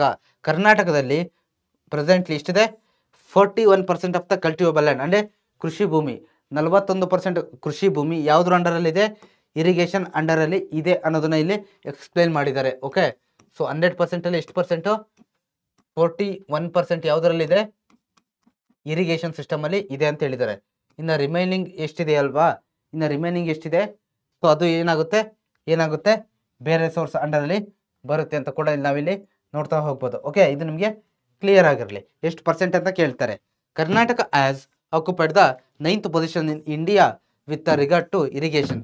So ಈ ಒಂದು ಏನು ಈ ಇರಿಗೇಷನ್, ಉತ್ತಮವಾದ ಇರಿಗೇಷನ್ ಸಿಸ್ಟಮ್ ಅನ್ನು ಹೊಂದಿರತಕ್ಕಂಥ ರಾಜ್ಯಗಳಲ್ಲಿ ಕರ್ನಾಟಕ 9th ಪೊಸಿಷನ್, 9ನೇ ಸ್ಥಾನವನ್ನು ಅಲಂಕರಿಸಿದೆ ಅನ್ನೋದನ್ನು ನಾವಿಲ್ಲಿ ನೋಡ್ತಾ ಹೋಗ್ಬೋದು. Very important. Okay, very important. ಎಷ್ಟನೇ ಪ್ಲೇಸಲ್ಲಿದೆ ಕರ್ನಾಟಕ ಭಾರತದಲ್ಲಿ ಅಂತ ಕೇಳ್ತಾರೆ. ಅದಾದಮೇಲೆ ಎಷ್ಟು ಪ್ರಮಾಣದ ಭೂಮಿ ಕರ್ನಾಟಕದಲ್ಲಿ ಏನಾಗಿದೆ, ಅಂಡರ್ ಇರಿಗೇಷನಲ್ಲಿ ಇದೆ ಅಂತ ಕೇಳಿದರೆ 41%. ಓಕೆ, 41%. ಇದು ನಿಮಗೆ ಕ್ಲಿಯರ್ ಆಗಿ ಗೊತ್ತಿರಲಿ ಸ್ಟೂಡೆಂಟ್ಸ್. ದೆನ್ ನೋಡ್ತಾ ಹೋಗುವ.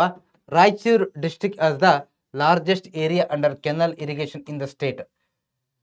ಕೆನಾಲ್ ಸಿಸ್ಟಮ್ ಅಲ್ಲಿ ಈ ಬೇರೆ ಸಿಸ್ಟಮ್ ಬರ್ತಲ್ವಾ, ಕೆನಾಲ್ ಇರಿಗೇಷನ್, ವೆಲ್ಸ್, ಟ್ಯಾಂಕ್ಸು, ಇದರಲ್ಲೆಲ್ಲದರಲ್ಲೂ ಕೂಡ ಹೈಯೆಸ್ಟ್ ನೋಡಿ ಕೆನಾಲ್ ಇರಿಗೇಷನ್. ಈ ಕೆನಾಲ್ ಇರಿಗೇಷನ್ ಅಲ್ಲಿ ಹೈಯೆಸ್ಟ್ ಏರಿಯಾ ಯಾವ ಡಿಸ್ಟ್ರಿಕ್ಟ್ ಅಲ್ಲಿ ಇದೆಯಪ್ಪ ಅಂತಂದ್ರೆ ರಾಯಚೂರು. ಯಾವುದು, ರಾಯಚೂರು ಡಿಸ್ಟ್ರಿಕ್ಟ್ ಅಲ್ಲಿ ಕೆನಾಲ್ ಇರಿಗೇಷನ್ ಅನ್ನೋದು ತುಂಬಾ ಜಾಸ್ತಿ ಇದೆ ಅನ್ನೋದನ್ನ ಕೂಡ ನಾವಿಲ್ಲಿ ನೋಡ್ತಾ ಹೋಗ್ಬೋದು. ಓಕೆ, ಸೊ ದೆನ್ ನಂತರ tank irrigation is maximum in Shivamogga district. ಈ ಟ್ಯಾಂಕ್ ಇರಿಗೇಷನ್ ಅನ್ನೋದು ಎಲ್ಲಿ ಜಾಸ್ತಿ ಇದೆ, ಕೆರೆ ನೀರಾವರಿ ಅಂತ ಕರಿತೀವಿ ನಾವು. ಓಕೆ, ಸೊ ಇದು ಎಲ್ಲಿ ಜಾಸ್ತಿ ಆಗಿದೆ, ಶಿವಮೊಗ್ಗ. ಓಕೆ, ಇದು ವೆರಿ ಇಂಪಾರ್ಟೆಂಟ್ ನಿಮಗೆ. ಎಲ್ಲಿ ಯಾವ ಸಿಸ್ಟಮ್ ಆಫ್ ಇರಿಗೇಷನ್ ತುಂಬಾ ಜಾಸ್ತಿ ಇದೆ ಅಂತ ಕೇಳ್ತಾರೆ. ಓಕೆ, ಮತ್ತೆ ಎಲ್ಲಿ ಕಮ್ಮಿ ಇದೆ ಅಂತಲೂ ಕೂಡ ಕೇಳ್ತಾರೆ, ಕ್ಲಿಯರ್ ಆಗಿ ಗೊತ್ತಿರಲಿ. Whereas Belagavi district has the maximum well irrigation facility. Belagavi district. Okay, Belagavi district ಅಲ್ಲಿ ಏನ್ ಜಾಸ್ತಿ ಇದೆ, maximum well irrigation. Okay, well irrigation ಜಾಸ್ತಿ ಇದೆ ಅನ್ನೋದನ್ನು ನಾವು ನೋಡ್ತಾ ಹೋಗ್ಬೋದು ಬೆಳಗಾವಿಯಲ್ಲಿ. In recent times the number of tube wells has increased. So ಇದರ ನಂತರ ಇತ್ತೀಚಿನ ಟೈಮ್ಗಳಲ್ಲಿ ಈ ಟ್ಯೂಬ್ ವೆಲ್ಸ್ ಅಂತಂದ್ರೆ ಈ ಕೊಳವೆ ಬಾವಿಗಳನ್ನು ತೆಗೆಸ್ತಕ್ಕಂಥದ್ದು ಏನಿದೆಯಲ್ವಾ, ಬೋರ್ ತೆಗೆಸೋದು, ಬೋರ್ ಭೂಮಿಯ ಒಳಗಡೆಯಿಂದ, ಅದು ಕೂಡ ಪ್ರೆಸೆಂಟ್ ಏನಾಗ್ತದೆ, ತುಂಬಾ ಜಾಸ್ತಿ ಆಗ್ತದೆ ಅನ್ನೋದನ್ನ ಕೂಡ ಇಲ್ಲಿ ಹೇಳ್ತಾ ಇದ್ದಾರೆ. Okay, when the land is under irrigation is taken into consideration, Belagavi district occupies the first position. Okay, in contrast Kodagu district occupies the last position. So ಒಟ್ಟಾರೆಯಾಗಿ ಕರ್ನಾಟಕದಲ್ಲಿ ಅತಿ ಹೆಚ್ಚು ಇರಿಗೇಷನ್ ಭೂಮಿ ಯಾವ ಒಂದು ಜಿಲ್ಲೆಯಲ್ಲಿ ಇದೆಯಪ್ಪ ಅಂತಂದ್ರೆ ಬೆಳಗಾವಿಲಿ ಹೈಯೆಸ್ಟ್ ಇದೆ. ಅತಿ ಕಮ್ಮಿ ಎಲ್ಲಿದೆಯಪ್ಪ ಅಂತಂದ್ರೆ ಕೊಡಗು ಡಿಸ್ಟ್ರಿಕ್ಟ್ ಅಲ್ಲಿ ಇದೆ. ಓಕೆ, ಕನ್ಫ್ಯೂಷನ್ ಹೋಗಬೇಡ. ಓಕೆ, ಕೆನಾಲ್ ಸಿಸ್ಟಮ್ ನೋಡಿ, ಇಲ್ಲಿ ನಾನು ಬರಿತೀನಿ. ಕೆನಾಲ್ ಸಿಸ್ಟಮ್ ಏನು ಅಂತಂದ್ರೆ ಲಾಸ್ಟ್ ಸ್ಲೈಡಲ್ಲಿ ಹೋಗಿ ನೋಡ್ಕೊ ಬನ್ನಿ ನೀವು. ಓಕೆ, ಅಲ್ಲಿ ನಾನು ಹಾಕಿದ್ದೀನಿ. ರಾಯಚೂರಲ್ಲಿ ಜಾಸ್ತಿ ಇದೆ. ಇಲ್ಲಿ ರಾಯಚೂರು. ಓಕೆ, ಸೊ ದೆನ್ ಯಾವುದು, ಟ್ಯಾಂಕ್ ಇರಿಗೇಷನ್ ಇಲ್ಲಿ ಜಾಸ್ತಿ ಇದೆ. ಶಿವಮೊಗ್ಗ.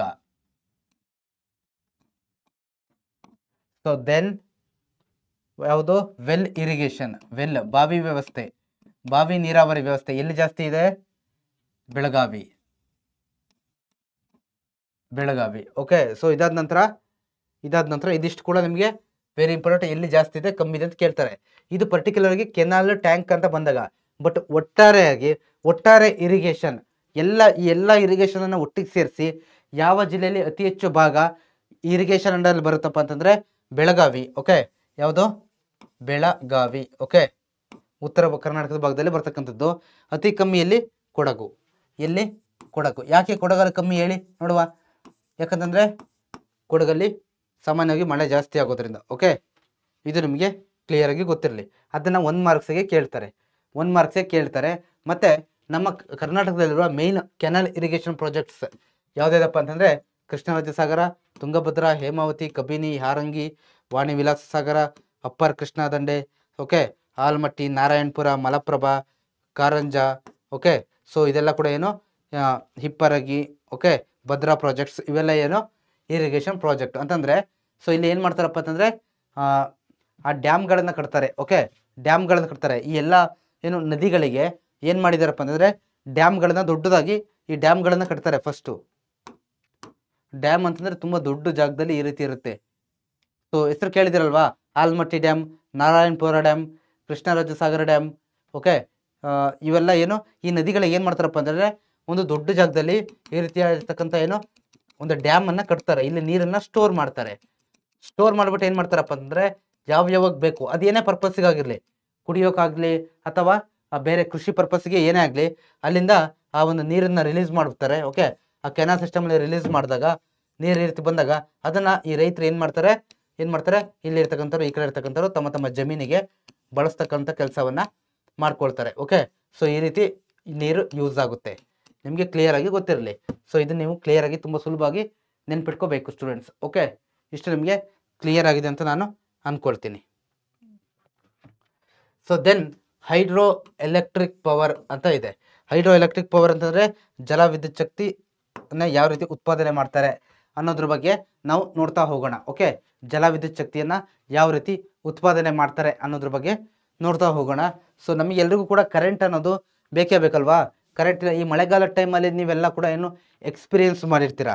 ಈ ಮಳೆಗಾಲ ಟೈಮಲ್ಲಿ ಸ್ಪೆಷಲಿ ಮಲೆನಾಡು ಭಾಗದಲ್ಲಿ ಕೆಲವೊಮ್ಮೆ ಈ ಪವರ್ ಅನ್ನೋದು ಹೋಗ್ಬಿಟ್ರೆ ಏನಾಗುತ್ತೆ, 1 ವಾರ 15 ದಿನದವರೆಗೂ ಪವರೇ ಬರಲ್ಲ. ಸೊ ಇವತ್ತಿನ ಕಾಲದಲ್ಲಂತೂ ಈ ಮೊಬೈಲು ಮತ್ತು ಆ ಲ್ಯಾಪ್ಟಾಪ್ ಮತ್ತು ಡಿಜಿಟಲ್ ಯುಗದಲ್ಲಿ ಹೆಂಗಾಗಿದೆಪ್ಪ ಅಂದರೆ ಪವರ್ ಅನ್ನೋದು ವೆರಿ ಇಂಪಾರ್ಟೆಂಟ್. ಓಕೆ, ಸೊ ನಿಮ್ಮ ಮನೆಯಲ್ಲೂ ಕೂಡ ಪವರ್ ಕರೆಂಟ್ ಅನ್ನೋದು ಬೇಕೇ ಬೇಕಾಗುತ್ತೆ.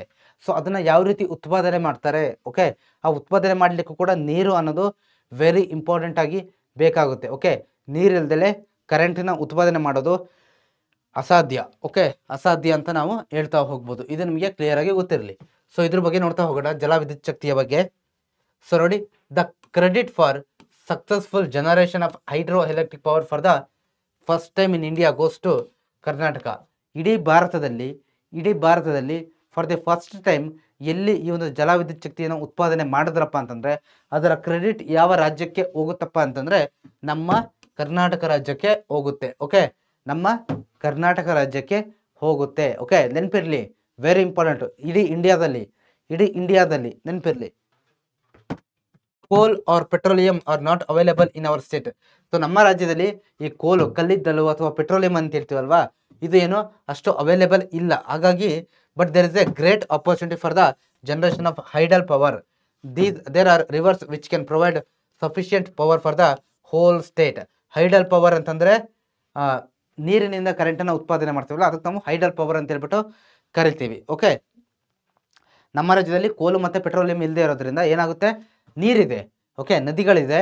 ಆ ನದಿಗಳು ಉತ್ತಮವಾಗಿರ್ತಕ್ಕಂಥ ನೀರನ್ನು ಪ್ರೊವೈಡ್ ಮಾಡ್ತವೆ. ಜಲವಿದ್ಯುತ್ತನ್ನು ಉತ್ಪಾದನೆ ಮಾಡಲಿಕ್ಕೆ ಬೇಕಾದಂಥ ಸಫಿಷಿಯೆಂಟ್ ಅಮೌಂಟ್ ಆಫ್ ವಾಟರನ್ನು ಪ್ರೊವೈಡ್ ಮಾಡೋದ್ರಿಂದ ನಮ್ಮ ರಾಜ್ಯದಲ್ಲಿ ಈ ಒಂದು ಹೈಡಲ್ ಪವರ್ ನೀರನ್ನು ಬಳಸ್ಕೊಂಡು ಕರೆಂಟನ್ನು ಉತ್ಪಾದನೆ ಮಾಡ್ತೀವಿ ಅನ್ನೋದನ್ನು ಕೂಡ ಇಲ್ಲಿ ಎಕ್ಸ್ಪ್ಲೇನ್ ಮಾಡ್ತಾ ಇದ್ದಾರೆ.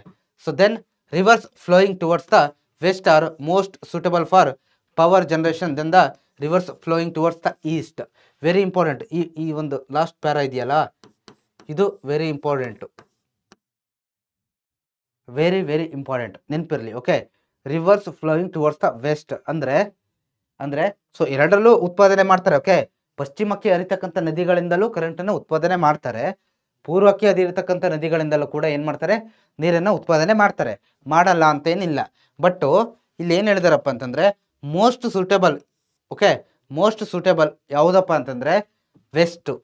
ಈ ಪಶ್ಚಿಮಕ್ಕೆ ಹರಿತವಲ್ವಾ, ಅರಬ್ಬಿ ಸಮುದ್ರದ ಕಡೆಗೆ, ಆ ನದಿಗಳು ತುಂಬ ಏನಾಗಿದೆ, ಸೂಟಬಲ್ ಆಗಿದೆ ಈ ಒಂದು ವಾಟರನ್ನು ಏನು ಮಾಡಲಿಕ್ಕೆ, ಕರೆಂಟನ್ನು, ಜಲವಿದ್ಯುತ್ತನ್ನು ಉತ್ಪಾದನೆ ಮಾಡಲಿಕ್ಕೆ. ಕಾರಣ ಏನಪ್ಪ ಅಂತಂದರೆ ಆ ವೆಸ್ಟ್ ಪಾರ್ಟಲ್ಲಿ ಏನಿರುತ್ತೆ, ಎತ್ತರ ತಗ್ಗುಗಳು ಇರೋದ್ರಿಂದ. ಓಕೆ, ಎತ್ತರ ತಗ್ಗುಗಳು ಇರೋದ್ರಿಂದ ನೀರು ತುಂಬ ಎತ್ತರದಿಂದ, ಈ ವಾಟರ್ ಫಾಲ್ಸ್ ಎಲ್ಲ ಕ್ರಿಯೇಟ್ ಆಗುತ್ತಲ್ವಾ, ನಾನು ಹೇಳಿದೆ, ಎಕ್ಸ್ಪ್ಲೇನ್ ಮಾಡಿದೆ ನಿಮಗೆ. ಆ ವಾಟರ್ ಫಾಲ್ಸ್ ಎಲ್ಲ ಕ್ರಿಯೇಟ್ ಆಗುತ್ತಲ್ವಾ, ಆವಾಗ ನೀರು ತುಂಬ ರಭಸದಿಂದ ಮೇಲಿಂದ ಕೆಳಗಡೆ ಬೀಳ್ತವೆ. ಜಲಪಾತಗಳು ಅಲ್ದಲೆ ಅಲ್ಲಲ್ಲಿ ಎತ್ತರ ತಗ್ಗು ಪ್ರದೇಶಗಳು ಕಂಡು ಬರೋದ್ರಿಂದ ಆ ನೀರಿನ ಫ್ಲೋ ಅನ್ನೋದು ತುಂಬ ಜಾಸ್ತಿ ಇರುತ್ತೆ, ಫಾಸ್ಟ್ ಇರುತ್ತೆ. ಓಕೆ, ಸೊ ಅದರಿಂದ ಏನಾಗುತ್ತೆ, ಈ ಒಂದು ವೆಸ್ಟ್ ಫ್ಲೋಯಿಂಗ್ ರಿವರ್ಸು ಏನೋ ತುಂಬ ಸೂಟೇಬಲ್ ಆಗಿದೆ. ದೆನ್ ಈಸ್ಟ್ ಫ್ಲೋಯಿಂಗ್ ರಿವರ್ಸ್ ಅನ್ನೋದು ಕೂಡ ನಿಮಗೆ ಕ್ಲಿಯರಾಗಿ ಗೊತ್ತಿರಬೇಕು. ಈಸ್ಟಲ್ಲಿ ಏನಾಗುತ್ತಪ್ಪ ಅಂತಂದರೆ ಅದು ಅಷ್ಟೊಂದು ಎತ್ತರ ತಗ್ಗುಗಳು ಇಲ್ಲ ಅನ್ನೋದನ್ನು ನಾವಿಲ್ಲಿ ನೋಡ್ತಾ ಹೋಗ್ಬೋದು.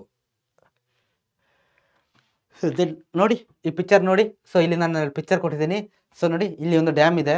ಸೊ ಇಲ್ಲಿ ಒಂದು ಡ್ಯಾಮನ್ನು ಕನ್ಸ್ಟ್ರಕ್ಷನ್ ಮಾಡಿದ್ದಾರೆ. ಇದೆ ಒಂದು ಡ್ಯಾಮು. ಸೊ ಈ ಡ್ಯಾಮಿಂದ ನೀರನ್ನು ಇಲ್ಲಿ ಈ ಥರ ಆಚೆ ಬಿಡ್ತಾ ಇದ್ದಾರೆ. ಓಕೆ, ನೀವು ಟೂರಿಸಮ್ಗೋ ಅಥವಾ ಬುಕ್ಸಲ್ಲೋ ಅಥವಾ ಪಿಕ್ಚರ್ಸಲ್ಲೋ ನೋಡಿರ್ತೀರ ಅಂತ ನಾನು ಅಂದ್ಕೊಂಡಿರ್ತೀನಿ. ಶಾಲೆಗಳಲ್ಲಿ ಟೂರ್ ಹೋದಾಗ ನೋಡಿರ್ತೀರ ಅಂತ ಅಂದ್ಕೊಂಡಿರ್ತೀನಿ ನಾನು. ಸೊ ನೋಡಿ, ಈ ರೀತಿ ಡ್ಯಾಮಲ್ಲಿ ಫಸ್ಟ್ ನೀರನ್ನು ಸ್ಟೋರ್ ಮಾಡ್ತಾರೆ, ಮಳೆ ನೀರನ್ನು. ಓಕೆ, ಅಥವಾ ನದಿಗಳ ನೀರನ್ನು ಕೂಡ ಈ ರೀತಿ ಸ್ಟೋರ್ ಮಾಡ್ತಾರೆ. ಯಾವಾಗ ಬೇಕೋ ಆವಾಗ ಈ ರೀತಿ ನೋಡಿ, ಈ ರೀತಿ ಗೇಟ್ಗಳನ್ನು ಓಪನ್ ಮಾಡೋ ಮುಖಾಂತರ ಇಲ್ಲಿ ನೀರನ್ನು ಆಚೆ ಬಿಡ್ತಿದಲ್ವ, ಈ ರೀತಿ ಬಿಟ್ಟಾಗ ಆ ನೀರು ಹರಿದು ಹೋಗುತ್ತೆ. ಆ ನೀರು ಹರಿದು ಹೋಗುವಂಥ ಆ ಒಂದು ಫೋರ್ಸ್ ಏನಿದೆ, ಆ ಫೋರ್ಸಲ್ಲಿ ಅಲ್ಲಿ ಕೆಲವೊಂದು ಏನು ಮಾಡ್ತಾರೆ, ಕರೆಂಟ್ ಉತ್ಪಾದನೆ ಮಾಡಲಿಕ್ಕೆ ಬೇಕಾದಂಥ ಎಲ್ಲ ಒಂದು ಏನು ಇಕ್ವಿಪ್ಮೆಂಟ್ಸ್ನು ಕರೆಕ್ಟಾಗಿ ಏನು ಅಲ್ಲಿ ಸ್ಥಾಪನೆ ಮಾಡಿಬಿಟ್ಟು ನೀರನ್ನು ಉತ್ಪಾದಿಸ್ತಾರೆ. ಓಕೆ, ಸೊ ಇಲ್ಲೂ ಕೂಡ ನಿಮಗೆ ಇನ್ನೊಂದು ಪಿಕ್ಚರನ್ನು ಇಲ್ಲೂ ಕೂಡ ಕೊಟ್ಟಿದ್ದೀನಿ. ಇಲ್ಲೂ ಕೂಡ ದೊಡ್ಡದಾಗಿ ಒಂದು ಕೆರೆ ಇದೆ, ನೀವು ನೋಡ್ತಾ ಇದ್ದೀರಾ. ಸೊ ಮತ್ತು ಇಲ್ಲೂ ಕೂಡ ಏನಾಗಿದೆ ನೋಡಿ, ಈ ಗೇಟ್ ಮುಖಾಂತರ ಏನು ನೀರು ಆಚೆ ಬರುತ್ತೆ. ಓಕೆ, ನೀರು ಆಚೆ ಬಂದು ನೀರು ಹರಿದೋಗುತ್ತೆ. ಇದನ್ನು ಕೂಡ ಬಳಸ್ಕೊಂಡು ಏನು ಮಾಡ್ತಾರೆ, ಕರೆಂಟನ್ನು ಉತ್ಪಾದಿಸ್ತಾರೆ ಅನ್ನೋದು ಕೂಡ ನಿಮಗೆ ಕ್ಲಿಯರಾಗಿ ಗೊತ್ತಿರಬೇಕು. The first hydro electric power station in Karnataka is Shivanasamudra was established in 1902 to supply power to the Kolar gold mains. So first ಇಡೀ ಕರ್ನಾಟಕದಲ್ಲಿ ಫಸ್ಟ್ ಯಾವ ಒಂದು ಹೈಡ್ರೋ ಎಲೆಕ್ಟ್ರಿಕ್ ಪವರ್ ಸ್ಟೇಷನನ್ನು ಸ್ಥಾಪನೆ ಮಾಡಿದ್ರಪ್ಪ ಅಂತಂದರೆ ಶಿವನ ಸಮುದ್ರ. ಇಲ್ಲೇ ಇದೆ ನೋಡಿ, ಇಲ್ಲೇ ಕೊಟ್ಟಿದ್ದೀನಿ, ಶಿವನ ಸಮುದ್ರ ಇಲ್ಲಿ ಸ್ಥಾಪನೆ ಮಾಡಿದ್ದು. ಓಕೆ, ಶಿವನ ಸಮುದ್ರದಲ್ಲಿ ಸ್ಥಾಪನೆ ಮಾಡ್ತಾರೆ. ಯಾವಾಗ? 1902 ಅಲ್ಲಿ. ಓಕೆ, 1902 ಅಲ್ಲಿ ಸ್ಥಾಪನೆ ಮಾಡ್ತಾರೆ. ಏನಕ್ಕೋಸ್ಕರ?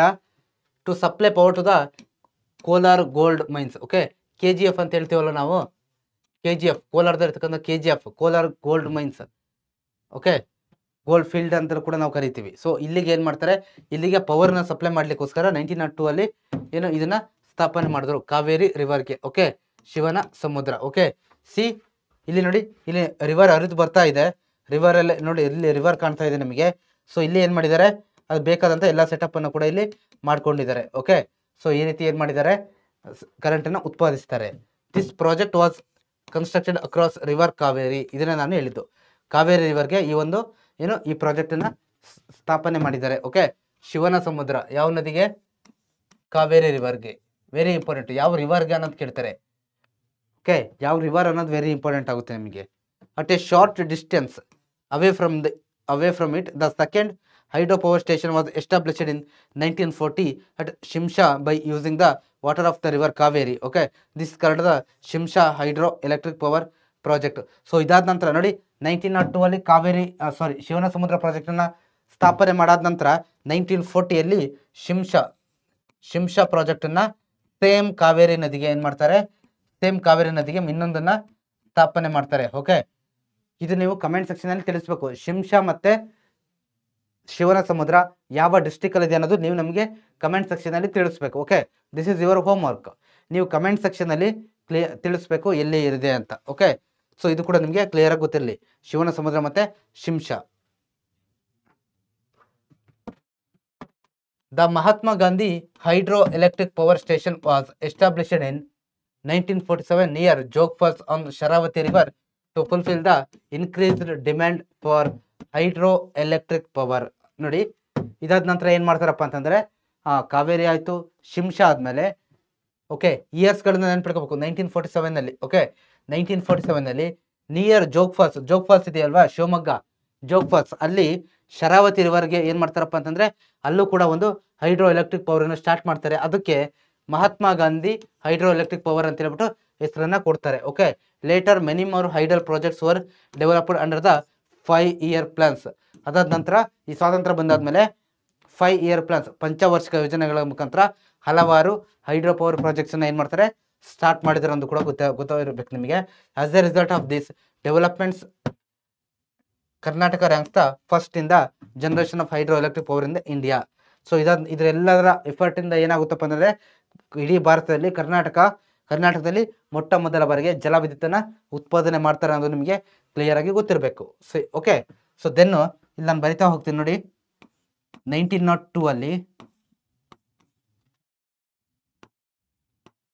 ಶಿವನ ಸಮುದ್ರ ಸ್ಲೈಡಲ್ಲಿ ಇಂಗ್ಲೀಷಲ್ಲಿದೆ. ಓಕೆ, ಸ್ಲೈಡಲ್ಲಿ ಇಂಗ್ಲೀಷಲ್ಲಿದೆ. So that's why I write here in Kannada. 1902 ಅಲ್ಲಿ ಓಕೆ ಶಿವನ ಸಮುದ್ರ ಯಾವ ನದಿಗೆ? ಕಾವೇರಿ. ಓಕೆ, ಅದಾದ ನಂತರ 1940 ಶಿಂಷಾ ಯಾವ ನದಿಗೆ?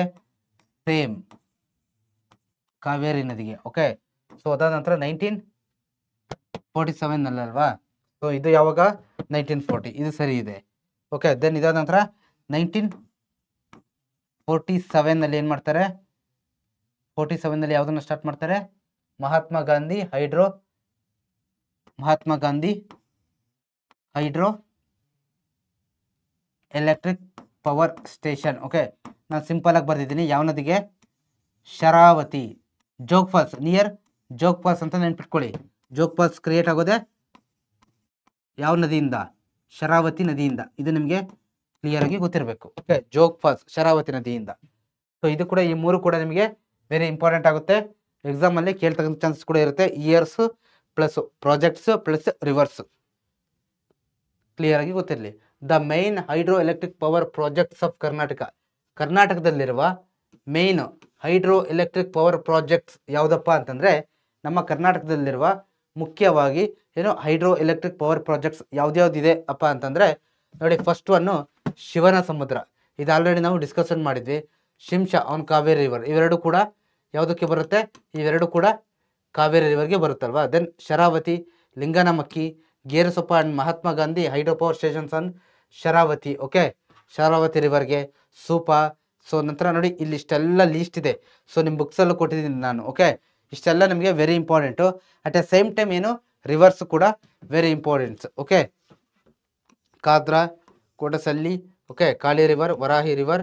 Okay, then Marikanive on Vedavati river, Bhadra river, Tungabhadra river, Ghataprabha river, Almatti on Krishna river. Almost ಈ ಪ್ರಾಜೆಕ್ಟ್ಸ್ಗಳೆಲ್ಲ ಯಾವ ರೀತಿ ಬರುತ್ತಪ್ಪ ಅಂತಂದರೆ ಆ ನದಿ ಹೆಸರು ಏನಿರುತ್ತಲ್ವ, ಆಲ್ಮೋಸ್ಟ್ ಎಲ್ಲದಕ್ಕೂ ಅಂತಲ್ಲ, ಆಲ್ಮೋಸ್ಟು ನದಿ ಹೆಸರು ಏನಿರುತ್ತೋ ಅದೇ ಬರುತ್ತೆ. ಓಕೆ, ಆಲ್ಮೋಸ್ಟ್ ಸೇಮ್ ಇರುತ್ತೆ. ಬಟ್ ಎಲ್ಲೋ ಕೆಲವೊಂದು ಟೈಮಲ್ಲಿ ಏನಾಗುತ್ತಪ್ಪ ಅಂತಂದರೆ ಚೇಂಜ್ ಆಗುತ್ತೆ. ಓಕೆ, ಬಟ್ ಆಲ್ಮೋಸ್ಟ್ ನೀವೇನು ಮಾಡಿಯಪ್ಪ ಅಂತಂದರೆ ಫಸ್ಟು ಯಾವ ನದಿ, ಓಕೆ, ಅದು ಯಾವುದೇ ಇರಲಿ, ಓಕೆ, ಈ ಹೈಡ್ರೋ ಎಲೆಕ್ಟ್ರಿಕ್ ಪವರ್ ಸ್ಟೇಷನ್ಸ್ ಇರಲಿ, ಜೋಗ್ ಫಾಲ್ಸ್ಗಳಿರಲಿ, ಓಕೆ, ಯಾವುದೇ ಇರಲಿ, ಆ ನದಿ ಹೆಸರು ಮತ್ತು ಏನು ನದಿ ಹೆಸರು ಮತ್ತು ಆ ಪ್ರಾಜೆಕ್ಟ್ ಹೆಸರು ಸೇಮ್ ಇರುತ್ತಲ್ವ, ಅಂಥದ್ದನ್ನು ಫಸ್ಟು ನೆನ್ಪಿಟ್ಕೊಳ್ಳಿಕ್ಕೆ ಟ್ರೈ ಮಾಡಿ. ಓಕೆ, ಅದಾದ ನಂತರ ಬೇರೆದನ್ನು ನೆನ್ಪಿಟ್ಕೊಳ್ಳಿಕ್ಕೆ ಟ್ರೈ ಮಾಡಿ. ಓಕೆ, ಸೊ ಇದಿಷ್ಟು ಕೂಡ ಏನು ನಮ್ಮ ಕರ್ನಾಟಕದಲ್ಲಿರುವ main hydro electric power stations. Okay, so ಇಷ್ಟು ಕೂಡ ನಿಮಗೆ ವೆರಿ ಇಂಪಾರ್ಟೆಂಟ್ ಆಗುತ್ತೆ. ಸೊ ನೀವು ಇದರಲ್ಲಿ ಏನಿಲ್ಲ ಅಂತಂದ್ರೂ ನೋಡಿ, ಇಲ್ಲಿ ತುಂಬ ಇದೆ, ದೊಡ್ಡ ಲೀಸ್ಟೇ ಇದೆ. ಅಟ್ಲೀಸ್ಟ್ ನಿಮಗೆ ಮ್ಯಾಕ್ಸಿಮಮ್ ಎಷ್ಟು ಮಾರ್ಕ್ಸಿಗೆ ಕೇಳ್ತಾರಪ್ಪ ಅಂತಂದರೆ, ಏನು 4 ಮಾರ್ಕ್ಸಿಗೆ ಕೇಳ್ತಾರೆ ಅಂತಂದ್ರೆ ನೀವು ಏನು ಮಾಡಿ, ಒಂದು 8ನ ನೆನ್ಪಿಟ್ಕೊಳ್ಳಿ. ಓಕೆ, 8, ಓಕೆ, ಯಾವುದಾದ್ರೂ 8 ನಾನು ಹೇಳಿದ ರೀತಿಯಿಂದ ನೆನ್ಪಿಟ್ಕೊಳ್ಳಿ. ಯಾವ್ದು ಫಸ್ಟ್ ನೋಡಿ, ಇವೆರಡು ವೆರಿ ಇಂಪಾರ್ಟೆಂಟು. ಓಕೆ, ಇವೆರಡು ವೆರಿ ಇಂಪಾರ್ಟೆಂಟು, ಯಾಕಂದರೆ ತುಂಬ ಸುಲಭ ಇದೆ. ಚಾಪ್ಟ್ರಲ್ಲಿ ಪದೇ ರಿಪೀಟ್ ಆಗೋದ್ರಿಂದ ಇವೆರಡು ನೀವು ಸುಲಭವಾಗಿ ನೆನ್ಪಿಟ್ಕೊಳ್ತೀರಾ. ಶರಾವತಿ ಪ್ರಾಜೆಕ್ಟು ಮತ್ತು ಮಹಾತ್ಮ ಗಾಂಧಿ ಪ್ರಾಜೆಕ್ಟನ್ನು ನೆನ್ಪಿಟ್ಕೊಳ್ಳಿ. Okay, very important. ಯಾವುದಕ್ಕೆ? ಶರಾವತಿ ರಿವರ್ಗೆನೆ. ಓಕೆ, ಸೊ ಇದಾದ ನಂತರ ಅಲ್ಲಿ 4 ಆಯಿತಾ. ದೆನ್ ನೋಡಿ, ವರಾಹಿ ಪ್ರಾಜೆಕ್ಟ್ ಆನ್ ವರಾಹಿ ರಿವರೇನೆ. Okay, Bhadra project on Bhadra ರಿವರೇನೆ. ಸೊ ಅದಾದ ನಂತರ ತುಂಗಭದ್ರಾ ಆನ್ ತುಂಗಭದ್ರಾ ರಿವರ್ ಮೇಲೆ, ತುಂಗಭದ್ರಾ ಪ್ರಾಜೆಕ್ಟು ತುಂಗಭದ್ರಾ ರಿವರ್ ಮೇಲೇ. Ghataprabha project on Ghataprabha river ಮೇಲೇ. ಓಕೆ, ಸೊ ಆಲ್ಮಟ್ಟಿ ಅನ್ನೋದೊಂದು ಸ್ವಲ್ಪ ಚೇಂಜ್ ಬರುತ್ತೆ, ಕೃಷ್ಣ ರಿವರ್ಗೆ ಇರೋದಿತ್ತು. ಓಕೆ, ಸೊ ಈ ರೀತಿ ನೀವು ನೆನ್ಪಿಟ್ಕೋಬೋದು. ಅಥವಾ ಸೊ ನೀವು ಏನಾದರೂ ನಿಮ್ಮ ಡಿಸ್ಟ್ರಿಕ್ಕಲ್ಲಿ ಯಾವುದಿದೆ, ಓಕೆ, ನಿಮ್ಮ ಡಿಸ್ಟ್ರಿಕ್ಕಲ್ಲಿ ಯಾವುದಿದೆ ಹೈಡ್ರೋ ಎಲೆಕ್ಟ್ರಿಕ್ ಪವರ್ ಸ್ಟೇಷನ್ಸ್ ಇದ್ದರೆ ಅದು, ಅಥವಾ ವಾಟರ್ ಫಾಲ್ಸ್ ಯಾವುದಿದೆ ಅದು, ಮತ್ತು ಈ ಡ್ಯಾಮ್ಸ್ಗಳು ಯಾವುದ್ಯಾವುದಿದೆ ಅದೆಲ್ಲ ನಿಮಗಂತೂ ತುಂಬ ಚೆನ್ನಾಗಿ ಗೊತ್ತಿರುತ್ತೆ. ನಿಮ್ಮ ಡಿಸ್ಟ್ರಿಕ್ಕಿಂದಂತೂ ನೀವು ಫಸ್ಟು ಫಾರ್ಮೋಸ್ಟಾಗಿ ನೆನ್ಪಿಟ್ಕೊಳ್ಳಿಕ್ಕೆ ಟ್ರೈ ಮಾಡಿ. ಓಕೆ, 3 ಮಾರ್ಕ್ಸ್ ಕೇಳಿದರೆ ಎಷ್ಟು ಬರೀತೀರಾ? 6 ಬರೀರಿ. 2 ಮಾರ್ಕ್ಸ್ ಕೇಳಿದರೆ 4 ಬರೀರಿ. 1 ಮಾರ್ಕ್ಸ್ ಕೇಳಿದರೆ 2 ಬರೀರಿ. ಓಕೆ, ಸೊ ಈ ರೀತಿ ನೀವು ನೆನ್ಪಿಟ್ಕೊಳ್ಳಿಕ್ಕೆ ಟ್ರೈ ಮಾಡಿ ಸ್ಟೂಡೆಂಟ್ಸ್. ಓಕೆ, ಸೊ ಇದಾದ ನಂತರ ಲಾಸ್ಟ್ ಒನ್ ಏನಪ್ಪ ಅಂತಂದರೆ, ಸೊ ಇದಿಷ್ಟೇ ವೆರಿ ಸಿಂಪಲ್ ಆಗಿರ್ತಕ್ಕಂಥ ಚಾಪ್ಟರು, ತುಂಬ ಸುಲಭವಾಗಿದೆ ಚಾಪ್ಟರು. ಸೊ ಇದಿಷ್ಟೇ ಚಾಪ್ಟರ್ ಬಗ್ಗೆ ಇಷ್ಟೇ ಕೂಡ ಇರೋದು. ಸೊ ಇದಾದ ನಂತರ ನಾವು ಆಬ್ವಿಯಸ್ಲಿ ಏನು ಮಾಡೋಣಪ್ಪ ಅಂತಂದರೆ ಕೆಲವೊಂದು MCQ ನೋಡೋಣ. ಓಕೆ, MCQ ಈ ಚಾಪ್ಟರ್ ಮೇಲೆ ಯಾವ ರೀತಿ ಕ್ವಶನ್ಸನ್ನು ಕೇಳ್ತಾರೆ ಅನ್ನೋದನ್ನು ನಾವು ನೋಡ್ತಾ ಹೋಗೋಣ. The district with the highest canal irrigation in the state. ಯಾವ ಡಿಸ್ಟ್ರಿಕ್ಟಲ್ಲಿ ಹೈಯೆಸ್ಟ್ ಕೆನಾಲ್ ಇರಿಗೇಷನ್ ಸಿಸ್ಟಮ್ ಇದೆ ಅಂತ ಇಲ್ಲಿ ಕೇಳಿದ್ದಾರೆ. ಹೈಯೆಸ್ಟ್ ಕೆನಾಲ್ ಇರಿಗೇಷನ್ ಸಿಸ್ಟಮ್ ಯಾವುದಿದೆ ಅಂತ ಇಲ್ಲಿ ಕೇಳಿದ್ದಾರೆ. ಆಪ್ಷನ್ 1 ಬೆಳಗಾವಿ ಕೊಟ್ಟಿದ್ದಾರೆ, ಆಪ್ಷನ್ 2 ಶಿವಮೊಗ್ಗ ಕೊಟ್ಟಿದ್ದಾರೆ, ಆಪ್ಷನ್ 3 ರಾಯಚೂರು ಕೊಟ್ಟಿದ್ದಾರೆ, ಆಪ್ಷನ್ 4 ಕೂರ್ಗ್ ಕೊಟ್ಟಿದ್ದಾರೆ. ಕೂರ್ಗ್ ಅಂತಂದರೆ ಕೊಡಗು. ಓಕೆ, ಇಲ್ಲಿ ಆನ್ಸರ್ ಹೇಳಲಿಕ್ಕಿಂತ ಮುಂಚೆ ಇಲ್ಲಿ ಹೈಯೆಸ್ಟ್ ಕೆನಾಲ್ ಇರಿಗೇಷನ್ ಅಂತ ಕೊಟ್ಟಿದ್ದಾರೆ. ಓಕೆ, ಸೊ ಹಂಗಂತ ಹೇಳ್ಬಿಟ್ಟು ನೀವು ಇದನ್ನೇ ಕೇಳ್ತಾರೆ ಅಂತಲ್ಲ, ಅಲ್ಲಿ ನಿಮಗೆ ಕ್ವಶನ್ ಚೇಂಜ್ ಮಾಡಿ the district with the highest well irrigation in the state ಅಂತ ಕೇಳ್ಬೋದು, ಅಥವಾ the district with the highest tank irrigation system ಯಾವುದು ಅಂತ ಕೊಡ್ಬೋದು, ಅಥವಾ the district with the highest irrigation system ಯಾವುದು ಅಂತ ಕೇಳ್ಬೋದು. ಹೈಯೆಸ್ಟ್ ಇರಿಗೇಷನ್, ಒಟ್ಟಾರೆ ನೀರಾವರಿ ವ್ಯವಸ್ಥೆಯಲ್ಲಿ ಯಾವ ಡಿಸ್ಟ್ರಿಕ್ಟ್ ಜಾಸ್ತಿ ಒಂದು ಪ್ರಮಾಣದ ಜಾಗವನ್ನು ಹೊಂದಿದೆ ಅಂತ ಕೂಡ ಅದನ್ನು ಕೇಳಬಹುದು ಚಾನ್ಸಸ್ ಇರುತ್ತೆ. ಓಕೆ, ಅಥವಾ the district with the lowest irrigation in the state ಅಂತೆಲ್ಲ ಕೂಡ ಕೇಳಬಹುದು. ಓಕೆ, ಇದಕ್ಕೆ ಆನ್ಸರ್ ಯಾವುದಪ್ಪ ಅಂತಂದರೆ Raichur. Okay, Raichur highest canal irrigation ಅನ್ನು ಹೊಂದಿದೆ. The district with the, so ಇದೇ ರೀತಿ ನೋಡಿ ಸಿಂಪಲ್ ಆಗಿ ಬರಿತಾ ಹೋಗ್ತೀನಿ. ಸೊ ಇದಾಯ್ತಲ್ವಾ. ಸೊ ಇದಾದ್ಮೇಲೆ ಹೈಯೆಸ್ಟ್ ಯಾವುದು ವೆಲ್ಸ್ ಇರಿಗೇಷನ್ ಯಾವುದು ಅಂತ ನೀವು ಬರಿಬೇಕು ಕಮೆಂಟಲ್ಲಿ. ಮತ್ತು ಹೈಯೆಸ್ಟ್ ಟ್ಯಾಂಕ್ ಇರಿಗೇಷನ್ ಯಾವುದು ಅಂತ ನೀವು ಬರಿಬೇಕು. ಸೊ ಓಕೆ, ದೆನ್ ಅದಾದ ನಂತರ ಮತ್ತೆ ಏನು ಬರುತ್ತೆ, the district with the highest land under irrigation, ಇದನ್ನು ಕೂಡ ಕೇಳ್ತಾರೆ. ಓಕೆ, ಅದಾದ ನಂತರ ಲೋವೆಸ್ಟ್ ಲ್ಯಾಂಡ್ ಅಂಡರ್ ಇರಿಗೇಷನ್ ಯಾವುದು ಅಂತೆಲ್ಲ ಕೂಡ ಕೇಳ್ತಾರೆ. ಓಕೆ, ಇದು ಕೂಡ ನಿಮಗೆ ಕ್ಲಿಯರ್ ಆಗಿ ಗೊತ್ತಿರಬೇಕು. ಸೊ ಓಕೆ, ನೀವು ಇದಕ್ಕೆ ಆನ್ಸರ್ ಮಾಡಬೇಕು. ಸೊ ಇದು ನಿಮಗೆ ಕ್ಲಿಯರ್ ಆಗಿ ಗೊತ್ತಿರಲಿ ಸ್ಟೂಡೆಂಟ್ಸ್. ಓಕೆ, ಲೋಯೆಸ್ಟ್ ಲ್ಯಾಂಡ್ ಯಾವುದಪ್ಪ ಅಂತಂದರೆ Kodagu. Okay, Kodagu. So then highest land ಯಾವುದಪ್ಪ ಅಂತಂದರೆ Belagavi. Okay, so then highest tank ಯಾವುದಪ್ಪ ಅಂತಂದರೆ ಹೈಯೆಸ್ಟ್ ಟ್ಯಾಂಕು ಮತ್ತು ಹೈಯೆಸ್ಟ್ ವೆಲ್ಸ್ ಇದೆ. ಇದೆರಡು ನಾನು ಆಪ್ಷನ್ ನಿಮಗೆ ಬಿಟ್ಟಿರ್ತೀನಿ, ನೀವು ಕಮೆಂಟ್ ಸೆಕ್ಷನಲ್ಲಿ ತಿಳಿಸ್ಬೇಕು. ಓಕೆ, ಇವೆರಡು ನಿಮಗೆ ಬಿಟ್ಟಿರ್ತೀನಿ, ಕಮೆಂಟ್ ಸೆಕ್ಷನಲ್ಲಿ ನೀವೇ ತಿಳಿಸ್ಬೇಕು ಸ್ಟೂಡೆಂಟ್ಸ್. ಓಕೆ, ಇದು ನಿಮ್ಮ ವರ್ಕಿಗೆ ಇರತಕ್ಕಂಥದ್ದು. The river that forms the Jog waterfall. ಯಾವ ರಿವರು ಜೋಗ್ ವಾಟರ್ಫಾಲನ್ನು, ಜೋಗ ಜಲಪಾತವನ್ನು ಕ್ರಿಯೇಟ್ ಮಾಡುತ್ತೆ ಅಂತ ಇಲ್ಲಿ ಕೇಳ್ತಾ ಇದ್ದಾರೆ. Option 1 Ghataprabha, option 2 Netravati, B option C Papanashini, option 4 Sharavati. ಯಾವುದು ಕಮೆಂಟ್ ಸೆಕ್ಷನಲ್ಲಿ ಕ್ವಿಕ್ಕಾಗಿ ತಿಳಿಸ್ಬೇಕು ನೀವು. ಓಕೆ, ಕಮೆಂಟ್ ಸೆಕ್ಷನಲ್ಲಿ ಆನ್ಸರ್ ಇರಬೇಕು ನಿಮ್ಮದು. ಆನ್ಸರ್ ಇದು ಶರಾವತಿ. ಯಾವ್ದು ಹೇಳಿ?